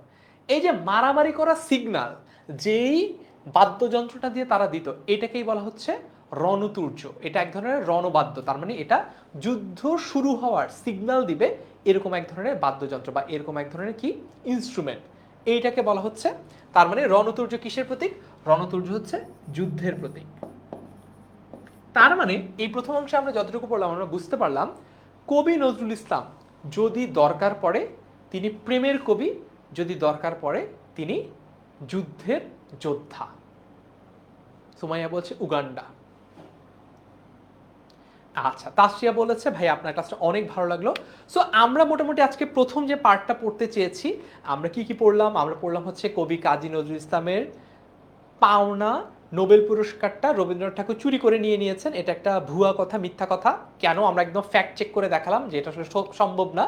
দ্বিতীয়ত আমরা জানলাম যে এই কবিতাটার প্রথম পার্টে যে ইম্পর্টেন্ট টপিকগুলো রয়েছে, নটরাজের ব্যাখ্যা জানলাম, ভীমের ব্যাখ্যা জানলাম, ধৈর্যটির ব্যাখ্যা জানলাম, তাই না? পঞ্চপাণ্ডবের কথা জানলাম, এরকম ইন্টারেস্টিং ফ্যাক্ট জানলাম, এবং শব্দ ধরে ধরে অর্থ শিখলাম, এবং শব্দের পরে আমরা লাইন ধরে ধরে অর্থগুলো জানলাম, এবং পরবর্তীতে এক একটা প্যারা ধরে ধরে আমরা ব্যাখ্যাগুলো জানলাম। কিছু কিছু জায়গায় এইচএসসির জন্য ইম্পর্টেন্ট বলে দিয়েছি, কিছু কিছু জায়গা আমরা অ্যাডমিশনের জন্য ইম্পর্টেন্ট বলে দিয়েছি। ঠিক আছে? অলরাইট, সো এইবার তোমাদেরকে আরেকবার আমি একটু দেখাই যারা পরে জয়েন করেছে তাদের জন্য, যে আমরা চাইলে এই কোর্সটাতে কিভাবে ভর্তি হতে পারি। আমরা প্রথমে কোথায় যাব, আমরা যাব হচ্ছে আমাদের গুগল ক্রোমে। ঠিক আছে, গুগল ক্রোমে যাওয়ার পরে আমরা আমরা এখানে লিখব 10ms.com। কি লিখব? 10ms, 10 এম এ হয় হচ্ছে মিনিট, এস এ হয় হচ্ছে school.com। 10ms.com লিখে আমরা সার্চ করলাম, 10ms.com লিখে আমরা সার্চ করলাম। এই যে সার্চ করলাম, সার্চ করার পর এখানে একটা সার্চ বার পাবা, এই যে এখানে একটা ম্যাগনিফাইং গ্লাস দেওয়া আছে, এইখানে ক্লিক করো। ক্লিক করে তুমি তোমার ব্যাচ কত, 25 লিখো। 25 তুমি লিখলে দেখবা যে এখানে এইচএসসি 25 অনলাইন ব্যাচ 2.0 এটা এসেছে। এটাতে ক্লিক করো, এটাতে ক্লিক করলেই তোমরা কিন্তু আমাদের এই যে কোর্সটা আছে এটা পেয়ে যাবা। এখানে কোর্সটি কিনুনে ক্লিক করলেই তোমরা খুব সহজে এই কোর্সটাতে ভর্তি হতে পারবা। So that's it basically. আমাকে এবার তোমরা জানাও যে আজকে ক্লাসটা কেমন লেগেছে। ক্লাসটা শেয়ার করে নিজেদের টাইমলাইনে রাখতে পারো পরবর্তীতে রিভিশন দেওয়ার জন্য। ক্লাসের যে দ্বিতীয় অংশ নিয়ে আলাপ আলোচনা আমরা করবো হচ্ছে এইচএসসি 25 ফ্রি এ প্লাস সাজেশন, এই যে গ্রুপটা রয়েছে এখানে। আজকে ক্লাসটা কেমন লাগলো বলো।